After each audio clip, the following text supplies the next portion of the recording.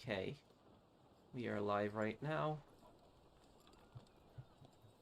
I'm sorry for starting up the stream kind of late today, guys. It's had a very busy schedule this week. But the Sunday stream will be started up a lot earlier.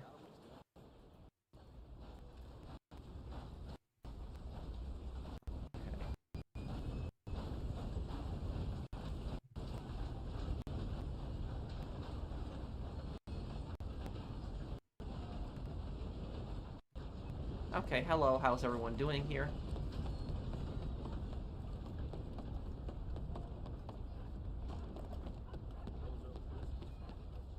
Hey everyone, happy Friday or happy Saturday, depending on where you are.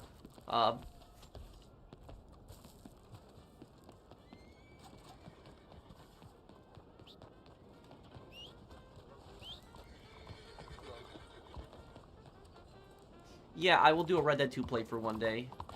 Why don't you take a break from YouTube? I don't want to. I like doing YouTube. I enjoy it. You know 5M is coming to console, but where's the proof? Did Rockstar ever make a statement, or is it just YouTubers who are talking about it?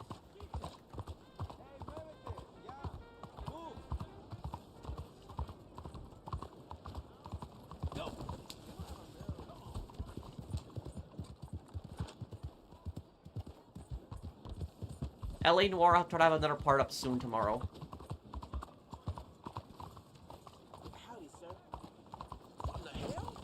Okay, let me see here. I really enjoyed your Greedy Streamers video. You were 1000% right. Thank you, dude.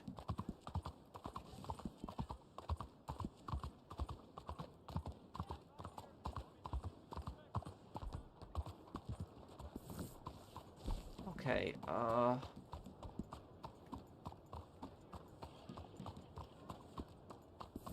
Hey, Naomi, thank you for the super chat.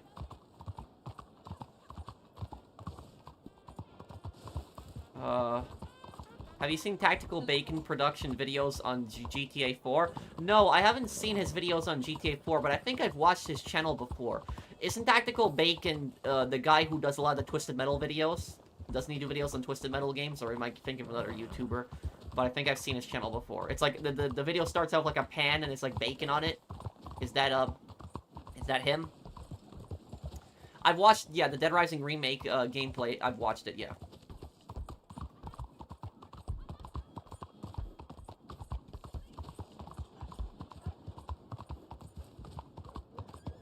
How would you pronounce, well, I think his name is pronounced Nayuda Sadmidi and Karain.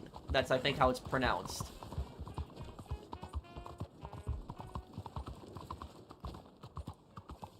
Okay, let me go to Moonshine business. Why are they calling it Deluxe Remaster? Well, that's actually not the worst one. The stupidest name they have is the Special Edition.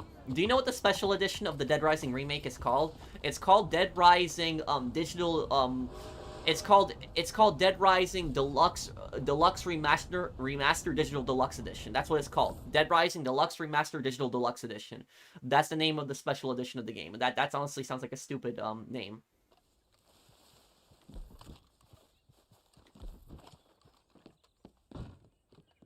Okay, we enter a posse here. Will there be more job story videos coming out? Maybe. Yeah, I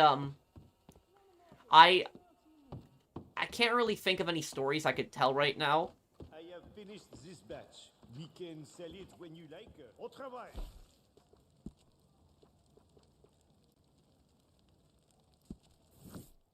Good. You have arrived. Bon. You are ready to drive, yes? Our clients are a little impatient for sure. We wish to make a good impression. These customers have shown they have some good taste. What gangs would I like to see in GTA 4? The cartels, the Russian Mafia will probably come back. Chosen well. These jugs will arrive quickly. What's a video game that never got a sequel? Mega Man Legends? Yes. Mercenaries? Kane and Lynch 2? I know. I'm gonna finish the Ace Attorney. Don't worry. Before the Miles Edgeworth game comes out, I'll finish it. There's only 3 cases left in the game, so I'll finish them. I like your LA Noir playthrough. I like your vlog videos. You do for your lore videos. What location will be in your next vlog? I don't know. I'd have to look at that. If I'm actually, I think then my next location actually might be, it actually might be the golf course that's in the Ballad of Gay Tony. That one specifically. That's a real golf course in New York, in Manhattan. I forget what it's called, but I would actually maybe go there for like a video.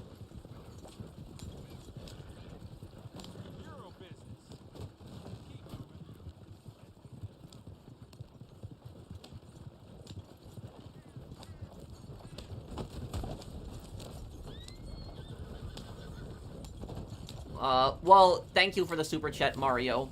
I don't want to get involved in politics. The only thing I'm gonna say is that if people are pissed off, they should protest, you know, not be violent.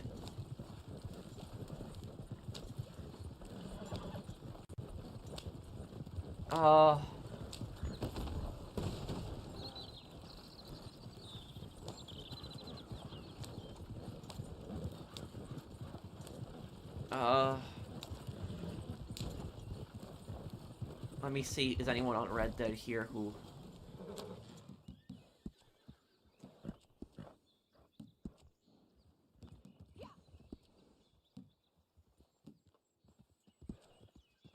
Okay. Okay. Bullet and, this is online, yes.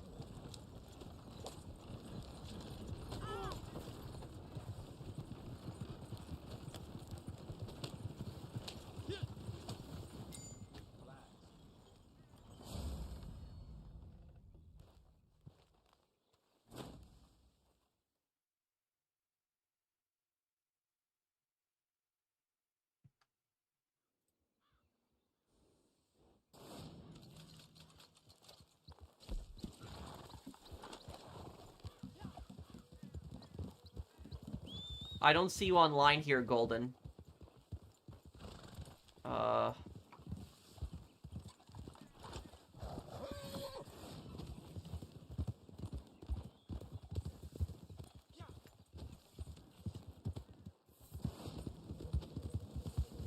You should do top 10 reasons Red Dead Online is better than GTA Online. Well, actually, I did a video a long time ago, top 5 things that Red Dead Online does better than GTA Online. It's a older video, but I did it. Yeah. Why your stream so late? I'm sorry, dude. The next one will be earlier. It will be. I just been busy with just a lot of stuff recently.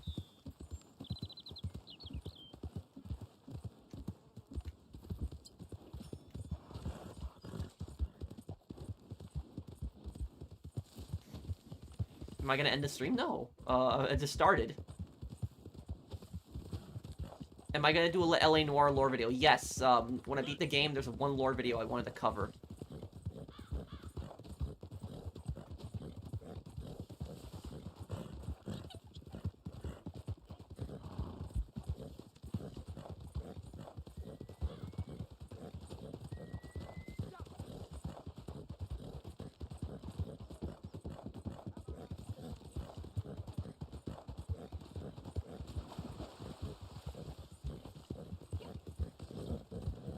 Maybe I could play the Batman games one day.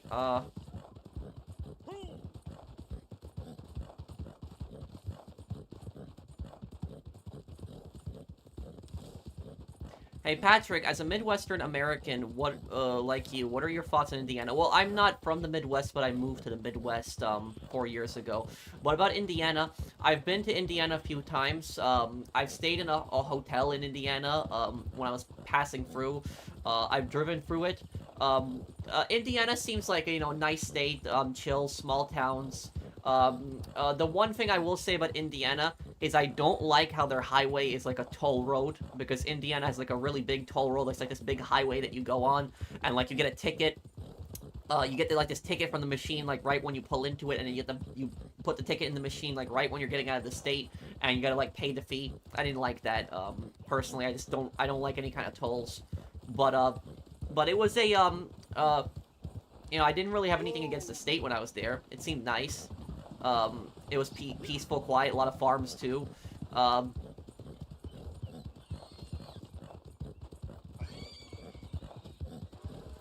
how about Illinois? Well, Illinois I've been to a bunch of times too. Most of my experiences in Illinois are from Chicago. What I will say about Chicago is that probably the best thing I will say about Chicago is that the traffic in Chicago is just done a lot better. Like, the streets aren't as like tight as New York streets. There's like these streets that go underground. I don't know what they're called, like these little underground tunnels that go through the city, and that helps like relieve the congestion of the traffic. So the traffic is just handled better in Chicago. Like, I was actually surprised that I was able to get through downtown Chicago pretty quickly, where in downtown New York it would take a lot longer to get through downtown New York. So I was just generally surprised by that the traffic was handled a lot better in the city. I was also I also did like that the trains in Chicago arrived on time. Like, I've only taken the train once, like, but I took the train like 5 times that single day, and every single time the train arrived right on time. There was no latenesses, anything like that. But I will say the other thing about this is that Chicago, though, the most negative thing I saw about Chicago was there was the drivers, I would say. Even though the traffic wasn't that bad, I would say the drivers are just so aggressive in Chicago. They are the worst drivers that I think I've seen. I had people that were overtaking me like crazy, like I thought I was gonna crash or something. No, I've never been to Alabama.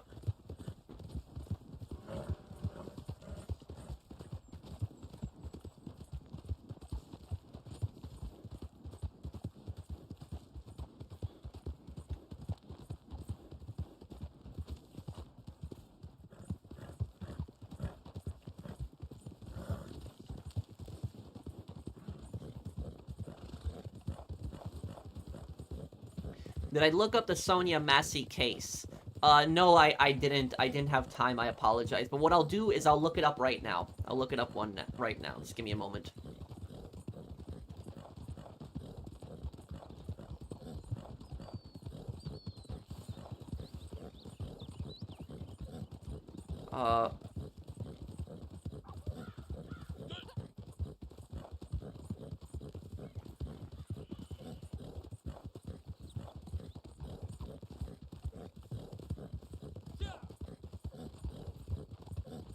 Hey, yo, what's pro? It's been a while, man. How you doing? I'm Golden Stripe. Hey, Luke. Hey, Golden Stripe. How are you? I swear, even though I have a permit, I'm still jealous my brother has a car now. Maybe it's tears of joy. I don't know. 25 Chevy Trax too. It's pretty sweet. Is it a truck? I don't know vehicles that well though. Chevy, I'm assuming probably a truck.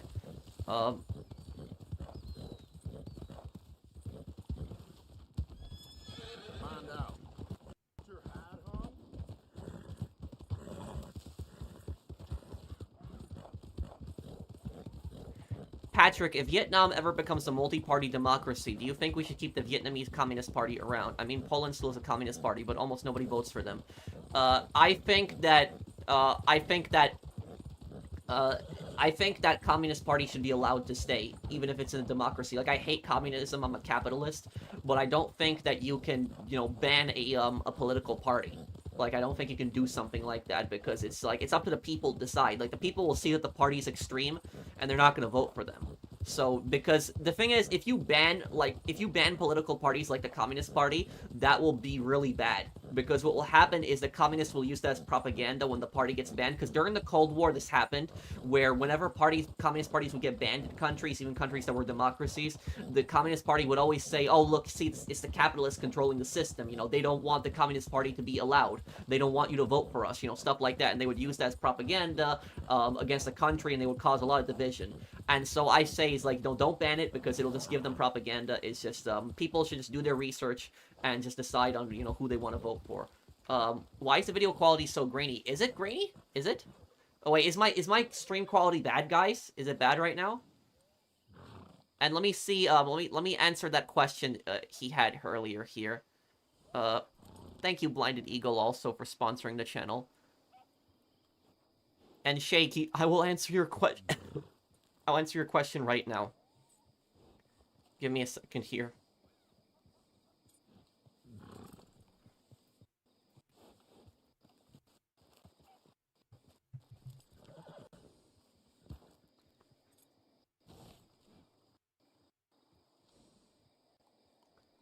Okay, I'm looking up the case that you told me about. It happened in July 6th.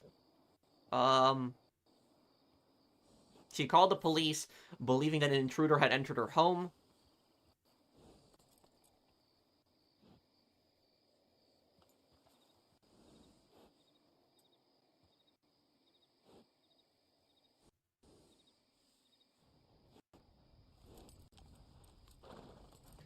The police didn't find any evidence of a break-in.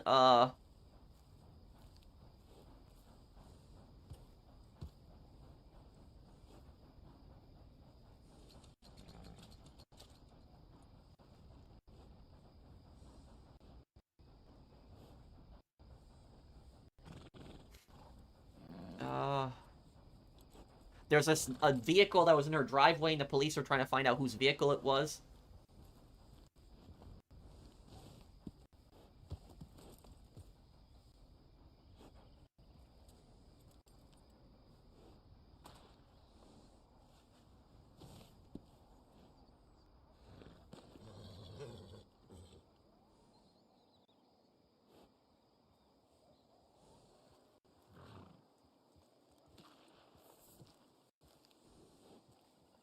Okay, yeah, this is crazy that she went for like she went for water that was cooking in her house, and the cops, it's saying here that the cops told her, the cops saw her with the pan.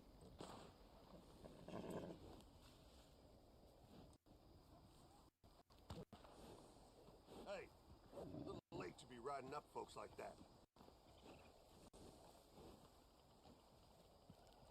Yeah, this is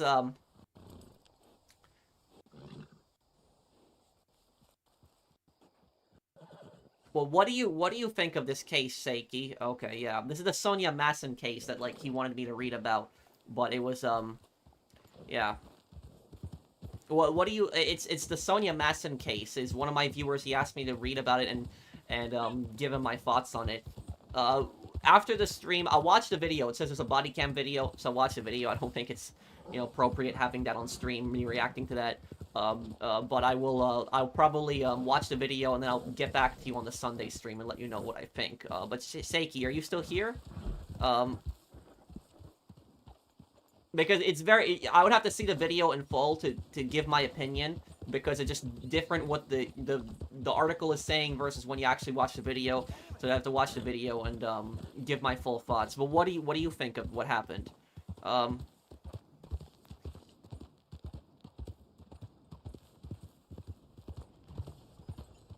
You're amazing how you stay so humble and honest all the time. Thank you, Mr. Thank you, Mr. Kalal. Thank you.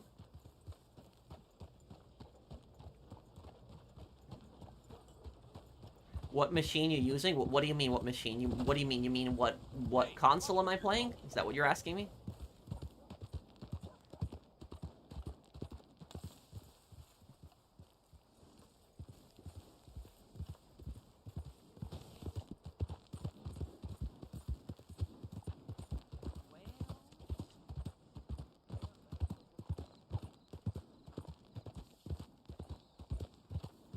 I'll watch the video after the stream today, Seiki, and I'll tell you on Sunday what I think, okay?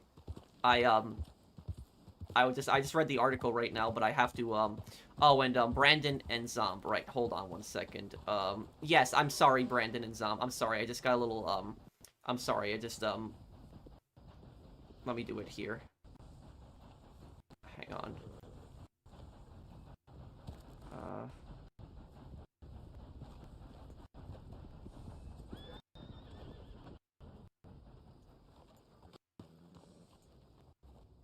Okay, where's Brandon's comment? Brandon, can you comment again, too? I'm sorry.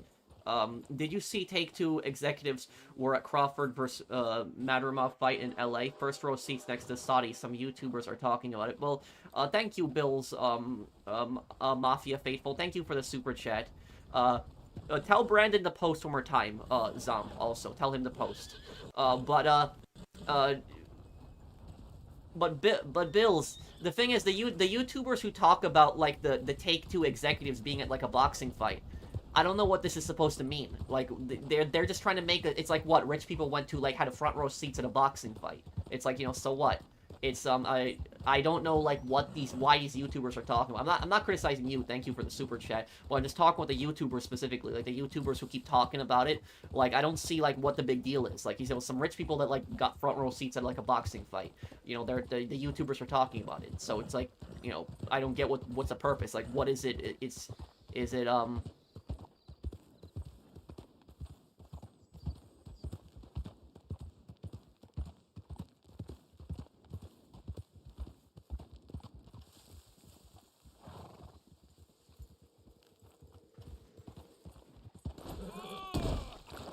What can I do for you?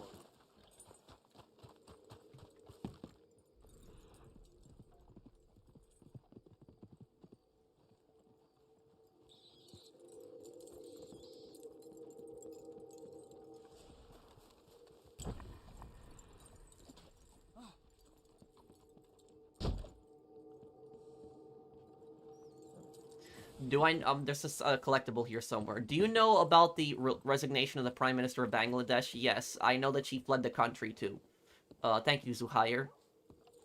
And thank you, Golden Eye. Can you invite me? I can.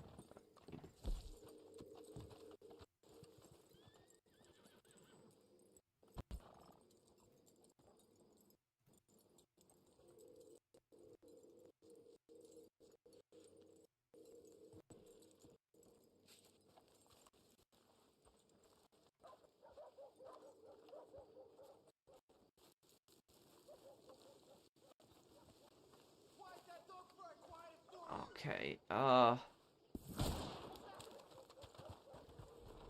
where's this collectible now? Watch your damn step. It's probably on the roof of the building.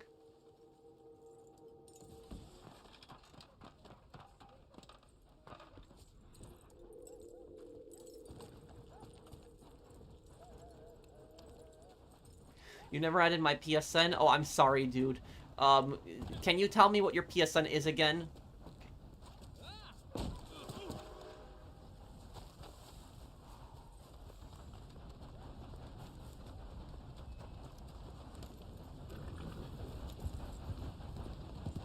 The hell's your problem?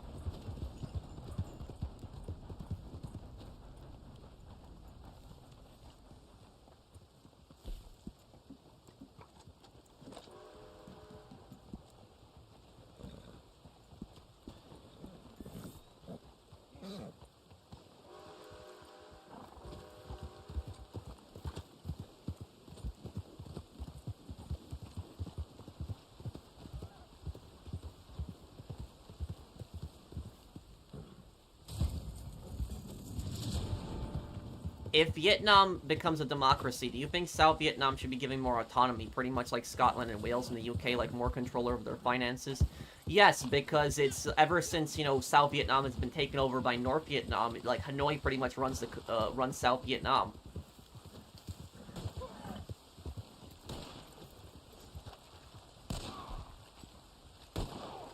Okay, Sir William, I will add you, I'll add you later today, after the stream, okay, man?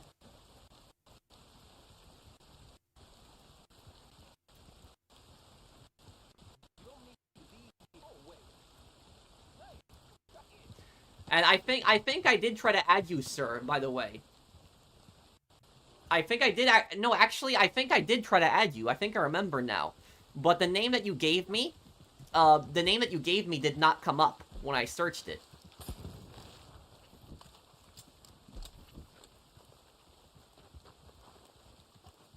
My game is having frame rate issues? What?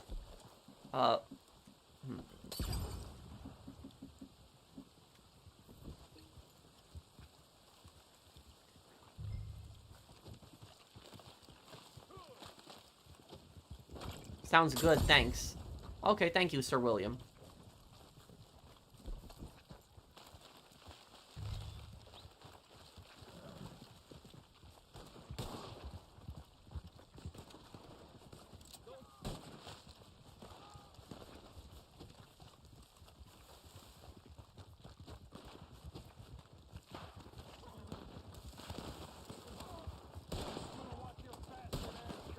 I don't think you had that slash in the middle on the last time you showed me your name.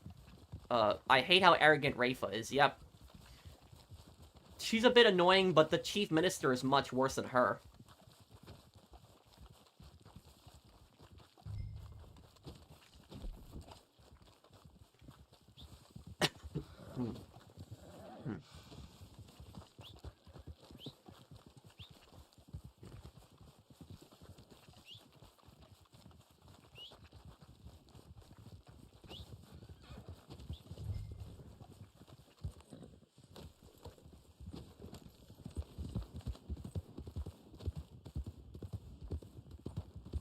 Trax is a smaller SUV in the Chevy lineup. It was brand new when we test drove the car and only had 7 miles. Won't say how much it was worth, but it was worth it.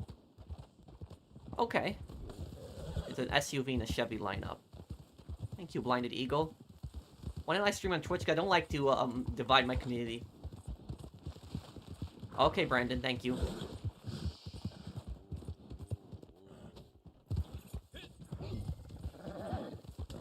Well, anyone who argues for defunding the police is stupid.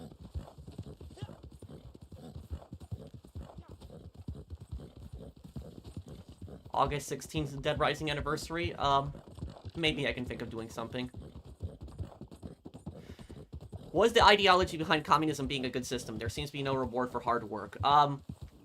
What I will say about that is that communist ideals mostly come from, like, young people who think that they are on some kind of mission to change the world, and they think that their cause is just, they think that they are morally right, and they think that everybody who disagrees with them is basically evil.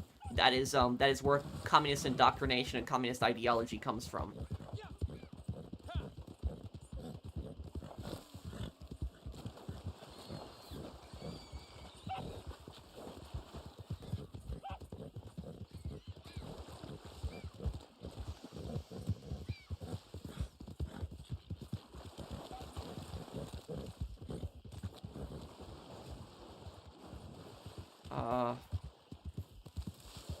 Black Ops 6 Zombies looking good. It does look good. No, I was answering a question earlier. A guy asked me, like, why do people support communism? And I was explaining it mostly comes from, like, young people who are, like, brainwashed into this. Like, they think that they're on some kind of mission to change the world. And, yeah. I was, for people confused, I was answering a question earlier, yeah. It's basically comes from, like, brainwashed students who think that they're on some kind of mission to change the world, and they think that anybody who disagrees with them is evil.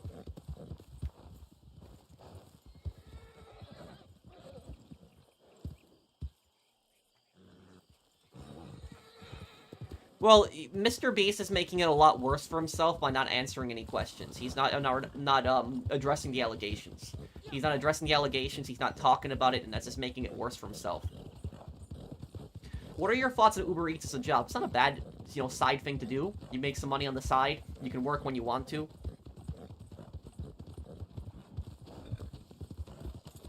I never met a communist college student yet. I don't know if I've met communist college students, but I've met very socialist-like students.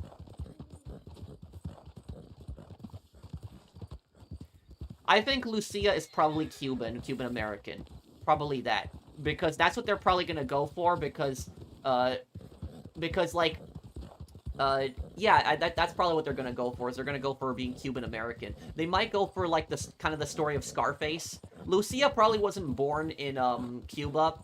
She sounds very much like she has an American accent, unless, she came to America when she was very young.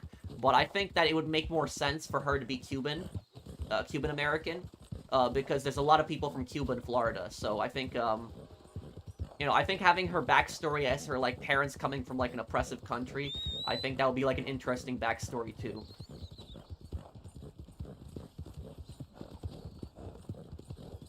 Didn't you say you ran into an anarchist when you were in college? Yes.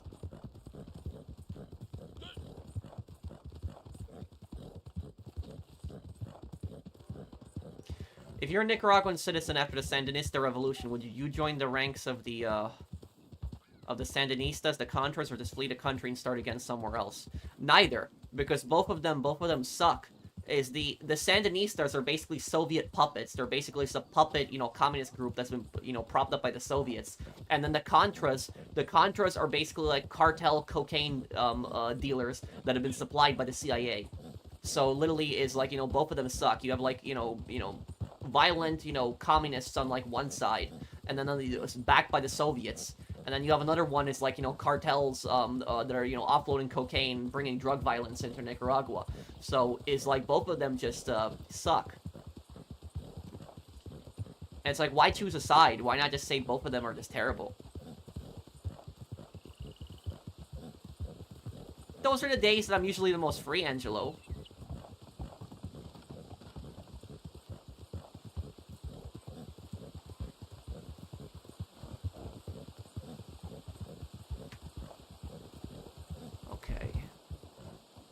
What am I gonna do here now? I can go over here, start a mission up. Was it an Uber Eats or DoorDash driver that scammed you? Yes. I've had it happen twice. I've been scammed twice on Uber Eats. I've used Uber Eats for years, and I've probably placed over 100 orders, over the years.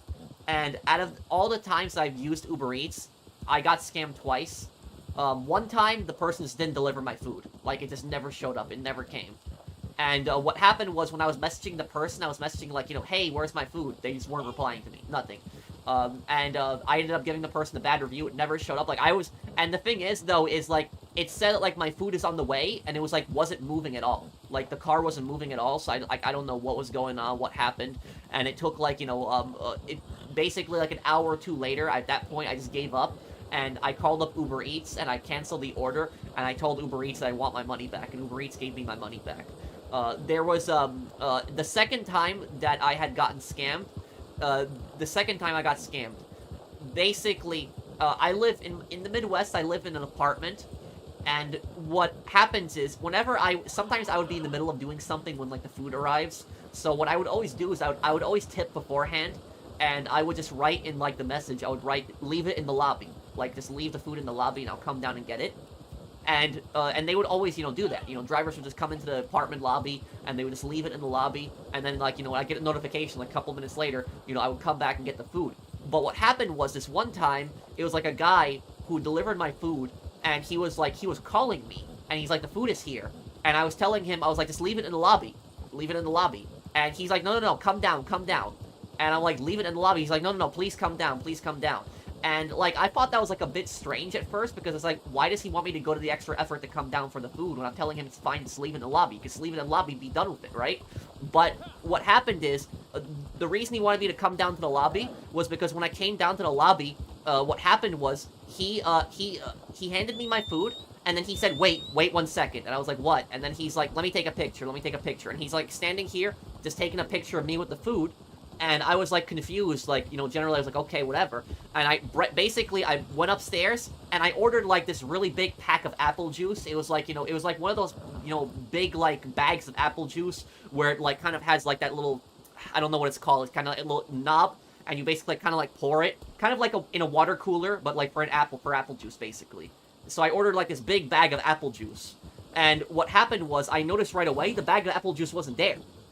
And that was, like, one of the more expensive parts of the order. Like, this was, like, a really big bag of apple juice. Like, this was, like, this one of those kind of, like, a jug, basically, kind of, that.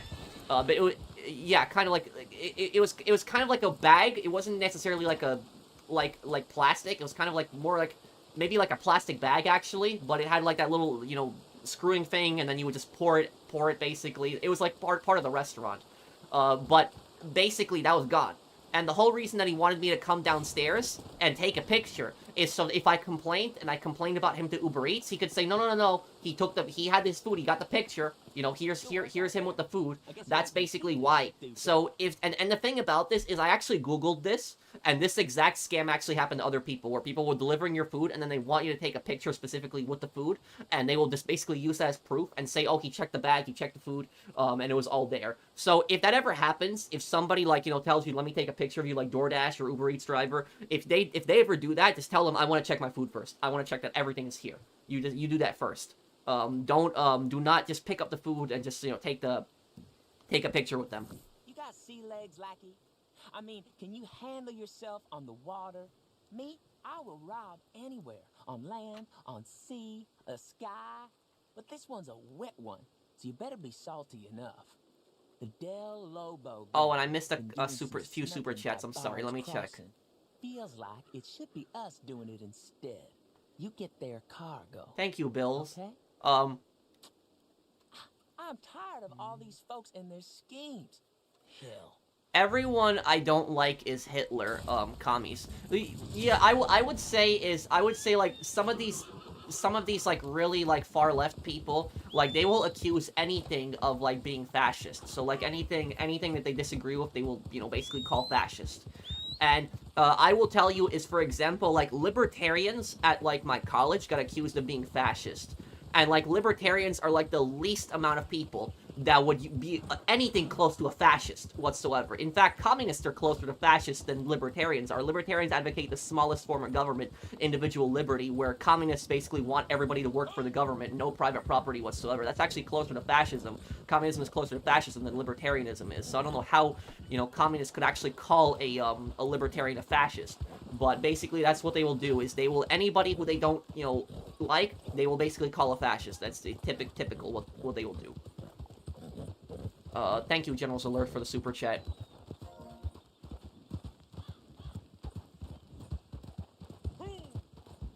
Chop Shop or bail bonds? Chop Shop. Chop Shop DLC was way better than the bail enforcement. I didn't even do videos on all the bail targets, and the reason I didn't do videos on the bail targets is because I got so bored of that DLC. I got so bored of it, I just didn't do it. Pro, any recommendations what TV brand I should buy? I would say if you're gonna buy a TV brand, buy Sharp. Because Sharp is a really good brand. Sharp is not the most expensive brand either out there, but it lasts for a long time. Like, I have 2 Sharp TVs, and one of the Sharp TV that's in my room in my parents' house, I've had that TV since 2014, and it works great. It works great. There's no issues with it whatsoever. There's no reason for me to change it. And the Sharp TV I also have at my apartment. It was a newer TV. I bought that one in 2020. That one was also a great TV. Had it for the past 4 years, no issue with it. So Sharp is a brand I would recommend. It's not the most expensive brand out there. It saves you a little money, and their TVs are reliable. So Sharp, I would say.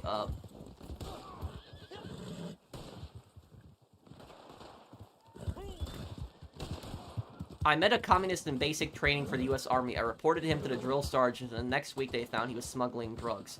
Frame job? I don't know. Maybe they just didn't like him and they did that to him. But honestly I don't know why a communist would even be in the U.S. Army in the first place, because, you know, communists absolutely despise the U.S. Army. So I don't know why a communist would be in the Army. That just makes no sense to me, too. But thank you for the super chat, Tristan. Will Grandpa Mason ever come back? Yes, on Monday, I'm gonna be... I have 2 different scam numbers, by the way, guys. And I'm gonna try calling both the scam numbers on Monday. I don't know if anybody's gonna answer, but if they do, I'm gonna pretend to be the old man. The first scam phone number that I have is the New York City parking scam. I basically last week I got texted by this random number that was telling me that I owed New York City parking tickets. And I knew that it was a scam right away, because the amount, there was like $3 for like a parking ticket, and I was like, no way that a parking ticket is gonna cost $3 in New York. There's no way. But that was you know, basically I knew that was a scam right away, and I didn't even park. I haven't parked in the city in like years. Like it's like I can't remember the last time I actually parked in the city. Like, I mean, or Manhattan, I should say. Like, I've been to the boroughs, but I haven't, you know, parked in Manhattan in like years. So it's like I knew that was a scam right away. And then the second scam is the hotel scam. there was this guy that was texting me like 2 days ago, like this random phone number, and he was basically saying to me, he's like, hey, you want job? It was like his grammar was just really bad. Hey, you want job? And I was like, what kind of job? And he's like, we want you to, like, you know, book, like, you know, hotel reservations, and the pay is like $5,000 a month. Do you accept? And I was like, yeah. And then I was just saying yeah because I knew it was a scam, and I wanted to see basically where this was going to keep going. And he texted me. Let me actually pull up the messages from the scammer. Let me see what he actually said here. Okay, so this is what the scammer said to me. The scammer said to me, "Good day, I'm from Fairmont Hotels. My name is Monica. My office is looking for someone who want to work part-time and full-time at home. Can I send information and salary? Can I send information? Can I send you information? Not can I send information? I already know that this person is not, probably not in the United States." And then I texted the scammer and I said, "Sure, send it to me. How much is the pay? Sorry for the delay in replying to you. Okay, I will tell you about job." And the scammer misspelled the job. Instead of writing about the job, they wrote about the job. I will tell you about the job. This online job is to help book hotel exposure and ratings and improve our hotel occupancy rate. This is a long-term and stable job. Salary will be settled immediately after completing the work. Required age 23 to 80 years old. Basic month salary $2,800 to $5,000 a month. Commission is additional. Would you like to spend a few minutes to learn more? And I replied, what do I need? The scammer replied, yes, this is an online job. This job can be done through your mobile phone or computer and does not require you to go to work. Work does not affect your current job. You can work in your spare time and work anywhere and earn extra income. If you are interested, our team will provide you with details. Hello, can I present this work to you? Maybe you are interested in this job. And I wrote, sure. Can we negotiate on the rate? You said between $2,800 to $5,000. Can we start at a rate of $3,200 and negotiate after a few months? And I wrote that specifically just to make it like a more realistic message, a believable message that I was interested in the job. And the scammer writes, if you are interested, can I advise the employer? She will tell you everything about the job, content, and salary. Do you agree? And I replied 1 day later, and I wrote, what do I need to do next? And they never replied to me. And I wrote, hello, when is the job? I'm waiting. They never replied to me. So that's basically it. I don't know what the scam is. I know it's some kind of scam because nobody's gonna be texting you and be like, I want you to work at my hotel. I'll pay you $5,000 a month. Like, nobody's gonna do that. They're not gonna text you. So I knew it was a scam right away. I just don't know what kind of scam it is. But I know it's some kind of scam.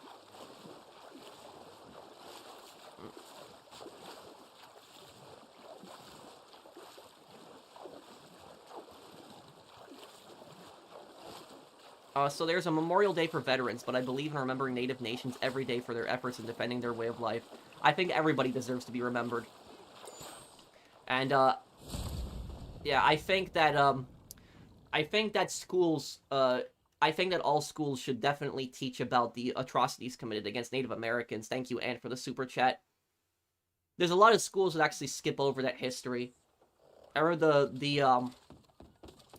the most brutal one was the Wounded Knee Massacre. That one was horrible. And Wounded Knee Massacre also is a, Wounded Knee Massacre is also an example of why you cannot, you should never, you know, trust the government only with guns, because the Native Americans during the Wounded Knee Massacre were being disarmed by the government, and then a shootout started, and the soldiers basically murdered everybody, women, you know, men, children, and, that's, yeah, you can never trust a government with all the guns.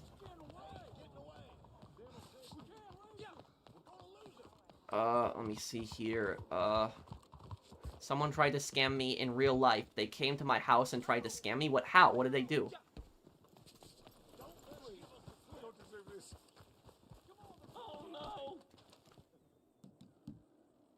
Okay. What's a troll, Ricky?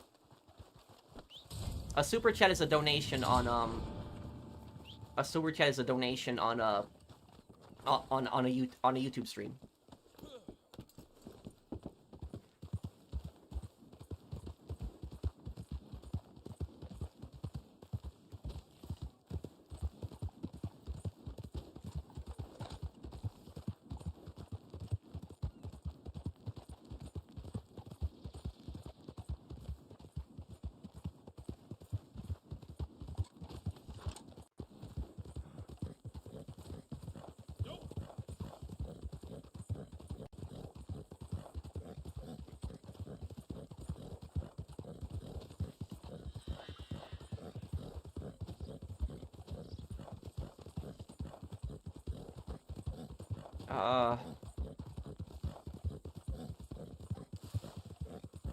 Thank you, Angelo. Well, no, my point, Sasuke, is that people should never people should never trust only the government with guns. I believe that people should have the right to own a gun, and I was basically saying that massacre happened right after the Native Americans were disarmed, the Wounded Knee massacre, because the government was basically collecting guns from them, and then afterwards, people were massacred after that. So that's why I say is, you can never trust never trust a government with all the guns. That's what I would say, because governments are actually the people throughout history that have committed actually the worst crimes with guns.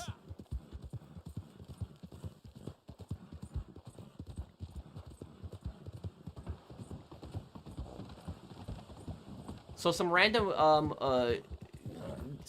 guy came to my house and claimed he was a painter, and he needed $1,000 for him painting my house, and I never seen him or met him. The guy in my life, he kept insisting that he did know me. I've never heard of that scam. Do you still play DMZ? I still do, yes.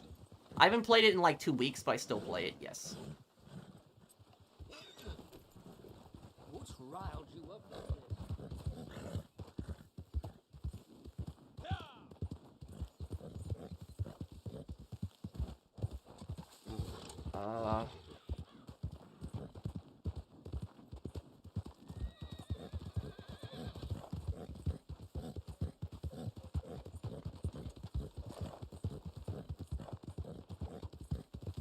Well, yeah, I would say, Mario, is that, oftentimes the vast majority of people on this planet hate fascism. I would say that it's some of these like really extreme people. They will just keep constantly throwing that term around, calling anything that they disagree with fascist. And oftentimes the things that they call fascist is nothing close to fascism. It's like I said earlier, is like libertarians, like fascists absolutely despise libertarians. And so, like, trying to accuse a libertarian of being a fascist is, like, one of the stupidest things that somebody can possibly do. That's so, honestly, so dumb. Thank you, Quick Gaming. Thank you for the super chat. Why not repair your own house? Because not everybody knows how to do that, and not everyone has the time to do that either, also. Why did Cuba intervene in the Angolan War? It was weird to see them in Black Ops 2. The reason Cuba sent the military into Angola. They actually had tank squads, infantry squads in Angola. So there's actually a pretty big Cuban fighting force that was in Angola. The reason that the Cuba got involved in the Angola Civil War is because they wanted a communist ally in Africa, and that was gonna be Angola. And Cuba had sent like millions of dollars of of money to help the MPLA, which were the communist faction in the Angolan Civil War, and they sent soldiers, tanks, to help the MPLA. And you want to know the funny thing about this is the very end of this is when the Angolan Civil War ended, and the MPLA won. After like 20 years of fighting, the MPLA won, and they made Angola a communist country. And then after just 1 year of Angola being a communist country, the communists themselves basically said, you know what, this isn't working out. Let's get rid of communism. So literally the communists themselves, after just 1 year of being in power in Angola, said that communism is not working. Let's get rid of it. So literally Cuba sent so much stuff, hoping that Angola will be like a communist ally, and then after the 20 years of winning their war, like literally the first year of just being in power, the communists themselves realized this system isn't working, let's get rid of it. And so the MPLA are basically, the MPLA are still in power in Angola. They're still the majority power. But Angola is more of like a kind of like a socialist state. It isn't entirely a communist state. So it's still, I would say, a controlled economy. But they got rid of a lot of their, they got rid of basically the Marxism-Leninism part of their country. And so that's what I say is that they fought a 20-year civil war to make their country communist, and they finally won the Civil War, and after just literally just only 1 year of being in power, they literally realized that communism wasn't working, and they got rid of it.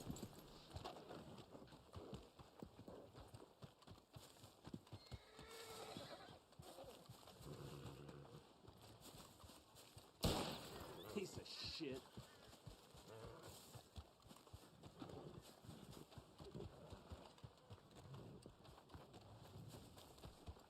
Why wasn't flamethrowers considered a war crime in World War II? Also, second question, why did flamethrowers have a low life expectancy? hell's Well, all that? flamethrowers were considered, you know, technically a war crime. I don't know when flamethrowers were banned. I would have to look that up when they were banned internationally. There's a reason countries don't use them anymore. But as for why flamethrower troopers had such a low life expectancy, it's because they're carrying around this huge gear and they're really exposed. That tank gets shot, they could die. They could get blown up. They could, you know, get caught on fire. Wait, what, GoldenEye? What the hell is this? You hear me?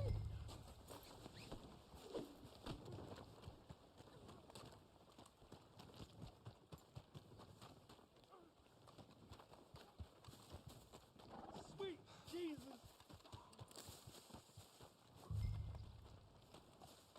Get help!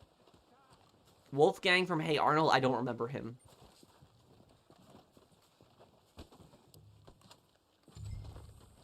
I'm sorry about my stream flickering again, guys. I thought that it was it was over, but I guess it's coming back. It's kind of weird because it doesn't flicker at all when I'm in OBS streaming, but when I start streaming, it starts flickering. So I don't know what's causing it.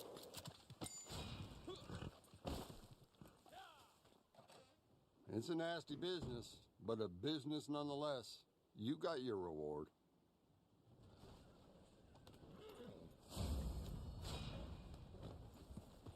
I don't know much about that. Did he really fake cancer? If he did, that's horrible if he did.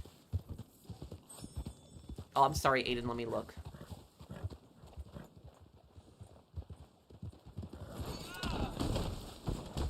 Thank you, Quick Gaming. Thank you for the super chat.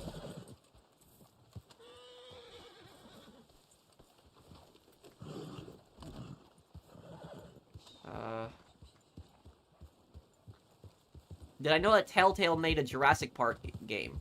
That they made a Jurassic Park game, I did not know that. What is it called, Aiden? Pro, can you say good morning Vietnam in Polish? Thank you, Bori, for being a member of my channel for nearly two years. Good morning in Polish, you would probably say, Dobry dzień Vietnamu. That's probably what you would say.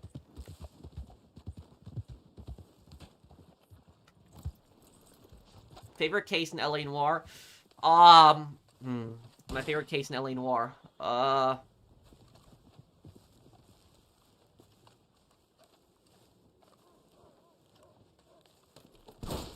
Maybe the Naked City. That was a pretty good case.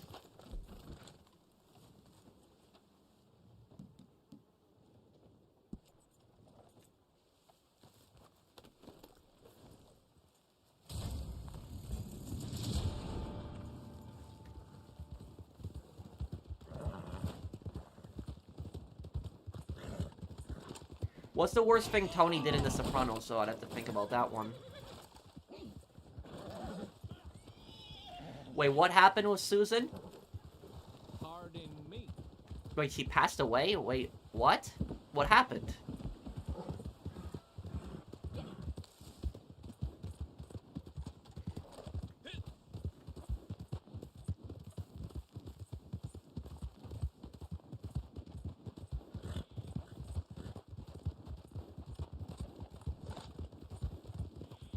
She had cancer, oh. Oh, that's horrible.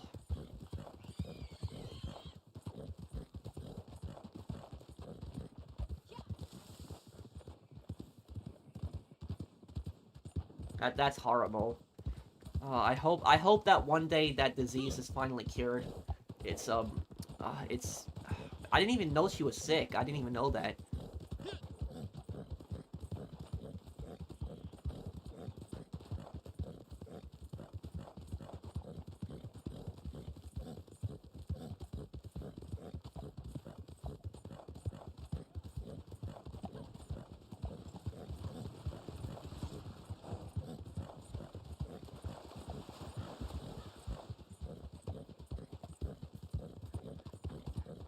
Yeah, that's horrible. I hope that one day it's finally cured and it's finally gone. That's just horrible.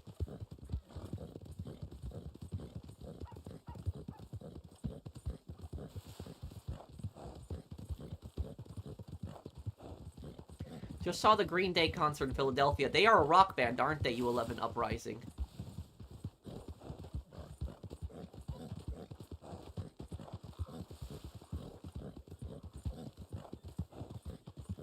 Yeah, I've had some accidents on the horse. Guys, is the flickering on...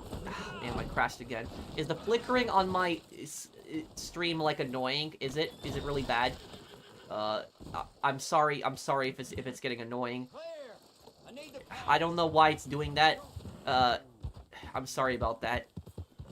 I'm gonna look into that and try to get it fixed.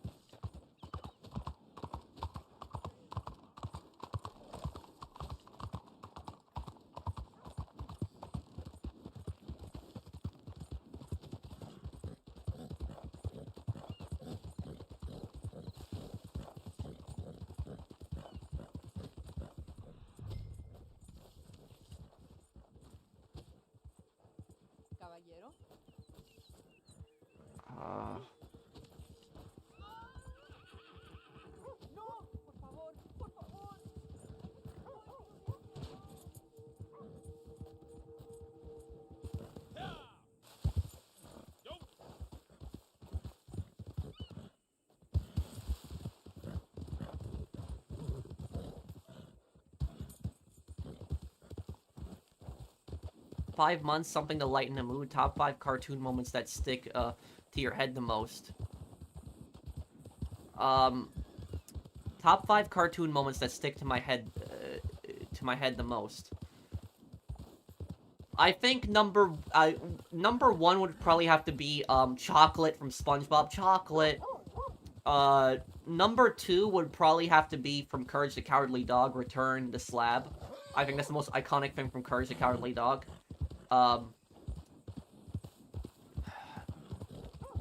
Number 3... I have to think about that.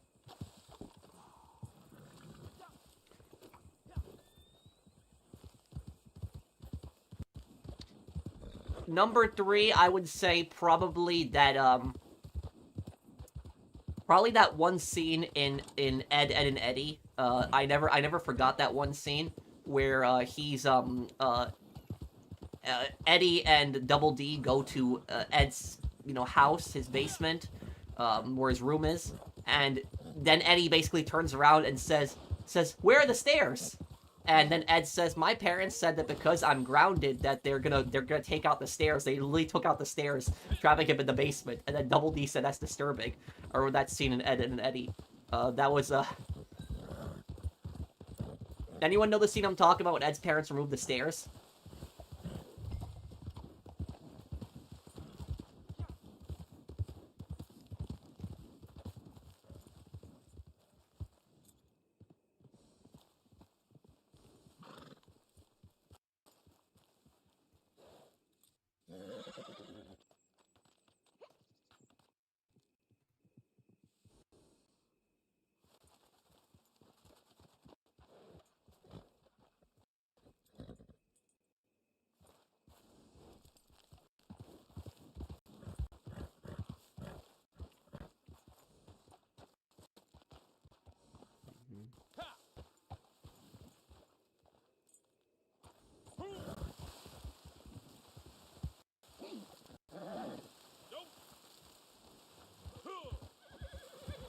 Okay, yeah.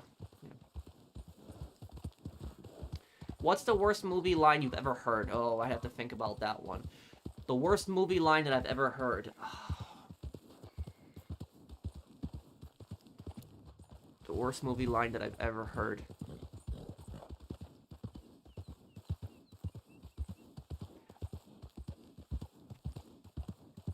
And you're asking for cartoon moments also, Wasabi Guy. My 4th most known cartoon moment is probably the chicken fights in Family Guy. And then number 5 would be, I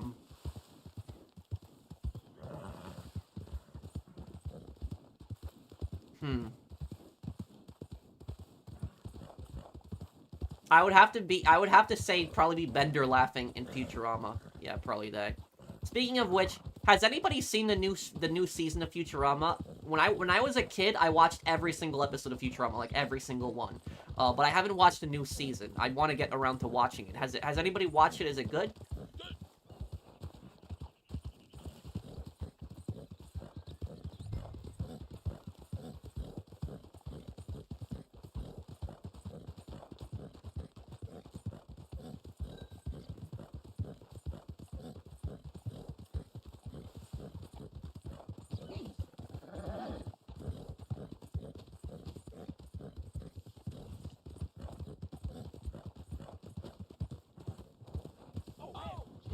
What is the matter with you?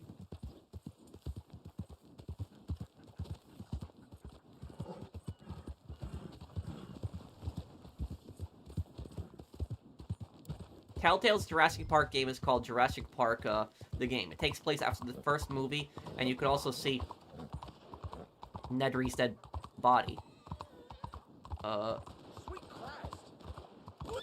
I don't remember the first Jurassic Park. I watched those when I was a kid.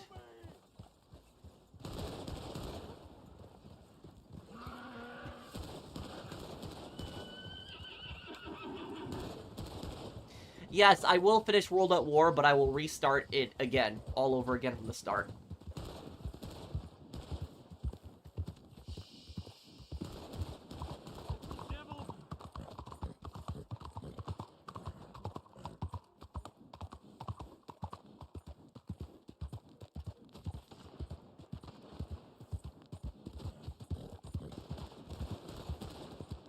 What are some movies or shows that have mixed reviews but you liked? I liked Turn Washington Spies a lot, despite it having like mixed reviews. I like that show a lot.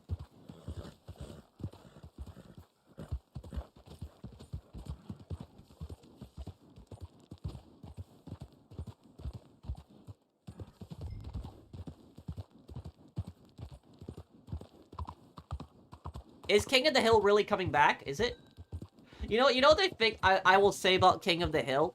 King of the Hill is literally the... King of the Hill is the most perfect, like, adult cartoon out there. That's what I'll say about that show. Because I remember when I was a kid and I watched Adult Swim. I used to watch Adult Swim a lot when I was a kid. And I remember when Family Guy came on, I was really excited to watch Family Guy. When Futurama came on, I was really excited to watch Futurama. I even watched Robot Chicken. But whenever King of the Hill came on, I just got bored when I was a kid. I didn't like it. I just thought it was a boring show. But then when I was an adult, like, I could just relate so much more to King of the Hill. Like, just watching King of the Hill as an adult, like, gave me so much more of a perspective. And I actually, like, I didn't realize how much of a good show it was when I was a kid. Like, I thought it was boring, but it was actually, it was actually a pretty good show. It's when you're an adult, you understand most of the stuff that's going on there.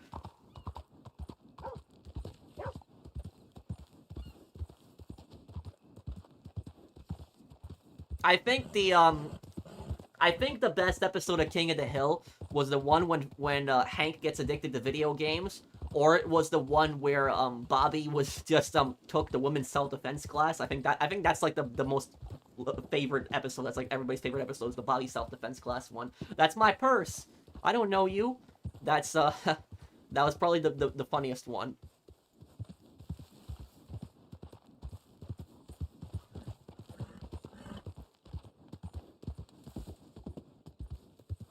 Hey, Project Wesker. People be scamming me? Wait, who's scamming you, Angelo? Dead, huh? Saves the court some time. Here's your payment.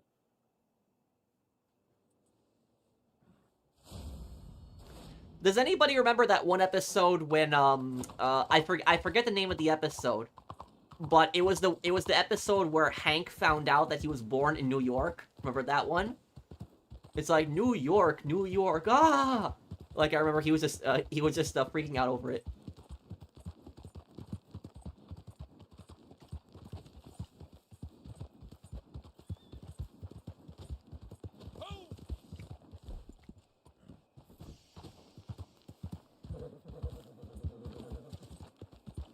Hey, no boring commentary, how are you?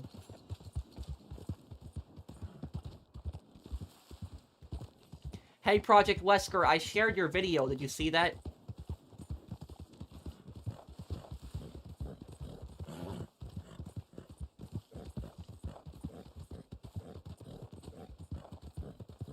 Hey, Pro, much love. Love the content. You're the realest on YouTube. Thank you, Spud Gunner. Thanks, man. I appreciate it.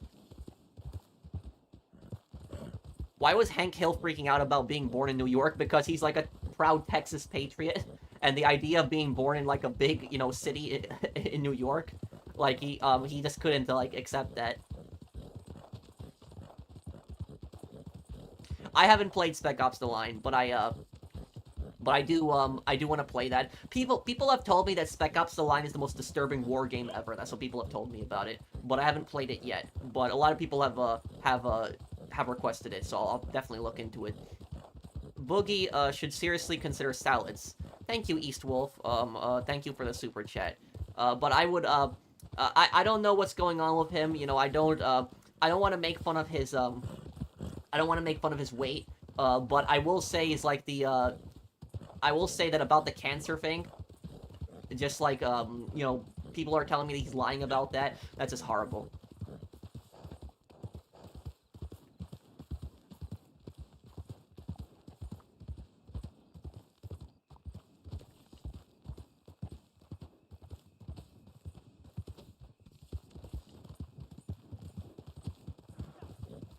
Timberland boots? I think I remember that brand, but I don't think I have any boots from that brand. Do you think we will have a second Cold War? It's not that we won't have a second Cold War, it's we already have a second Cold War. We are in the second Cold War. It is pretty much this that's going on right now. And literally is we are in a second Cold War with Russia. And China is just there basically playing both sides of it and taking advantage of the situation.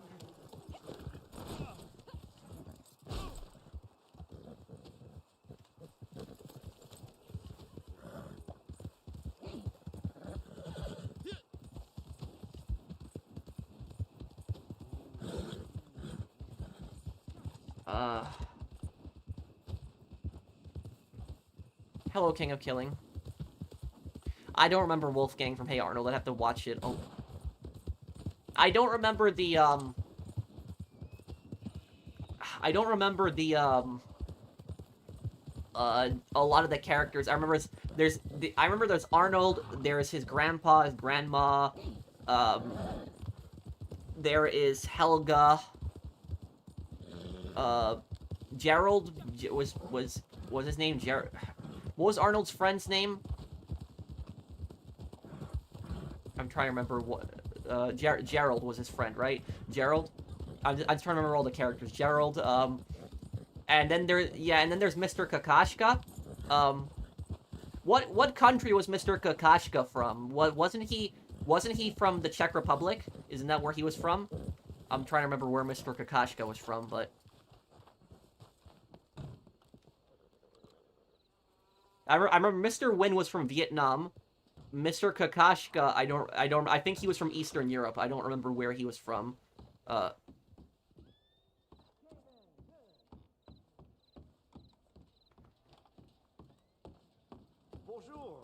It is well to see you. So, what shall we create? This one will punch hard.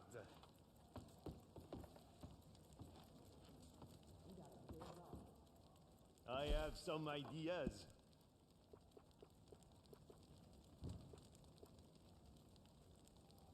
Yes. He's Czech. Okay, yes, I was right. Mr. Kakashka was Czech. I felt bad for Mr. Kakashka's wife. I felt bad for her at times. He wasn't like... Mr. Kakashka wasn't like abusive to his wife, but he was just so lazy. And he made her do everything.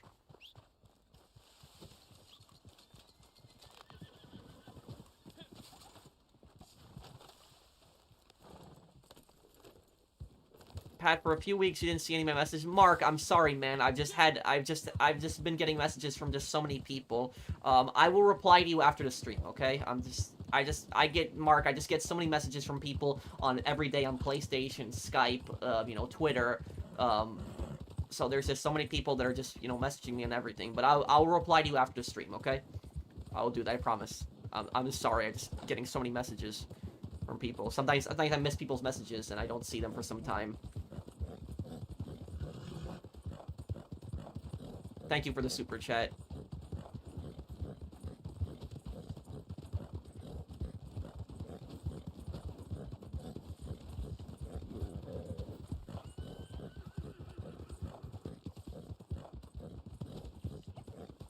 Yeah, I use Skype. I'm an old school guy. I don't actually like Discord. I have a Discord, but I don't like Discord. When I'm messaging all my friends on an online platform, I use Skype. Like, my friends actually message me on Skype just primarily to talk to me because of the fact that I don't really use Discord. So yeah, so I use Skype. I'm just an old school guy. I've always stood with Skype. I like Skype, and I don't like the whole layout of Discord. I've just never been a fan personally.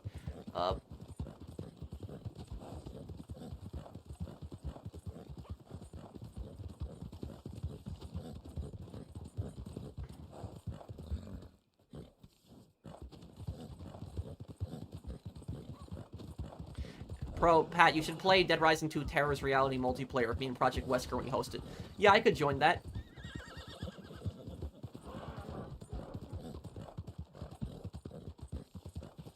Remember, you gotta risk it all if you're ever really gonna win big. Or that was in Dead Rising 2.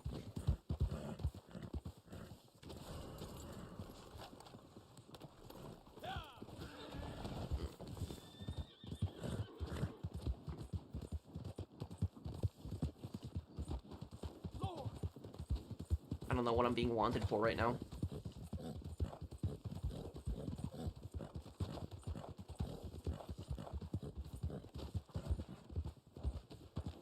I know you don't do much Division series lore, but what are your thoughts on Aaron Keener? He convinced most of the first wave Division agents to go rogue. What was his ultimate goal again, though? Warrant. How do you say it in Polish? I remember that part. But you know what the funniest part with the the Polish guy was in the Sopranos? Because I remember Tony's Tony's maid was Polish and her husband was also Polish. But I remember that one scene where when he what was it? Tony met the Polish guy and he just gave him Richie's jacket, which was a kind of an expensive jacket, and he told him to keep it.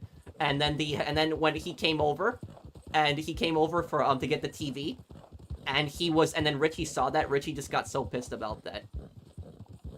But I remember that woman, she did a pretty good Polish accent. It was pretty realistic. It was pretty accurate too. I remember that scene too. But when Richie got so pissed over the jacket, that was such a great scene. You could see, like, the anger in Richie's eyes. That guy was a good actor. The guy who played Richie was a really good actor. You could just see the anger in his eyes.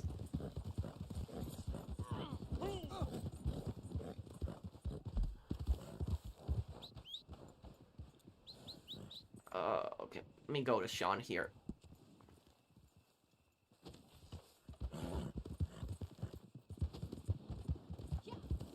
I'm pretty sure Recess, Hey Arnold, and the Magic School Bus had the most racially diverse main characters out of all the 1990s cartoons. Yeah. And yeah, but I would say that I would say that the most diverse set of characters ever in a cartoon, like ever, that like just come from so many different backgrounds, and this was like the best cartoon ever, was Hey Arnold. Hey Arnold just had so many diverse characters on it, and it was like the perfect 90s cartoon. There was just so many characters from different countries, you know, different nationalities. Hey Arnold was a perfect cartoon for that.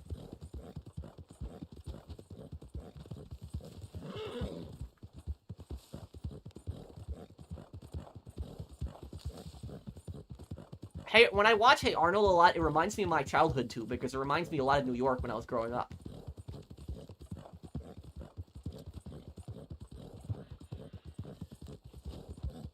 Do you think that Dr. Melfi was right to dump Tony near the end of the show? Yes. Because she wasn't going to be able to help him. He wasn't going to change. She was right.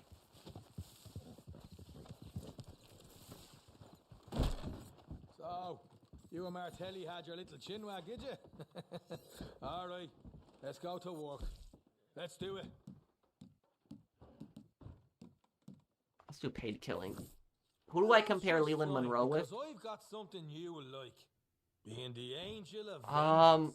Look, It's a filthy job, but someone has to do it. These bastards need killing. Maybe Dane Vogel For the in Saints Row killing, 2. You need professionals. So I thought of Yeah, you need as the being professional. well suited. That's a compliment, so feel free to smile.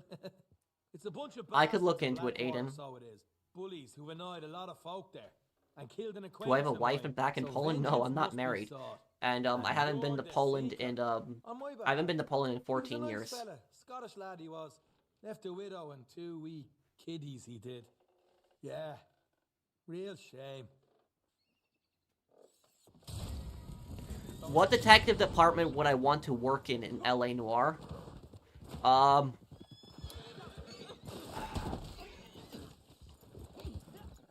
If I had to choose which department to work in LA Noire, which one, it would either have to be homicide or traffic. Traffic pays the least, but it's also the safest. And not only that, but traffic is has the most honest cops. Like pretty much all the cops that are involved in the traffic cases are honest cops. Like there's really no corruption in the traffic unit. Like the captain's not corrupt, your partner isn't corrupt. Like all the other officers you meet, none of them are really corrupt in the traffic unit. Is there any corrupt cops in the traffic unit? I can't remember in LA Noire. I don't think there's any corrupt cops in that unit. But then homicide would pay you better, but homicide is a lot more dangerous, and you also have some corruption in homicide. So that's what I'll say about that too.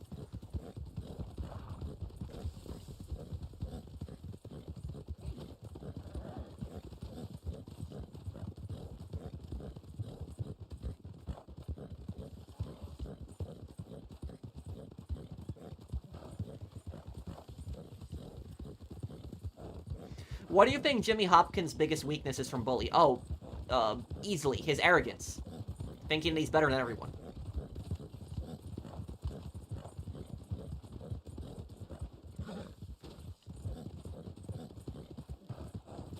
Do you think that JFK was the best president from the 60s? JFK, I think, had the highest approval rating of any president in the 20th century. I think he had the highest one there.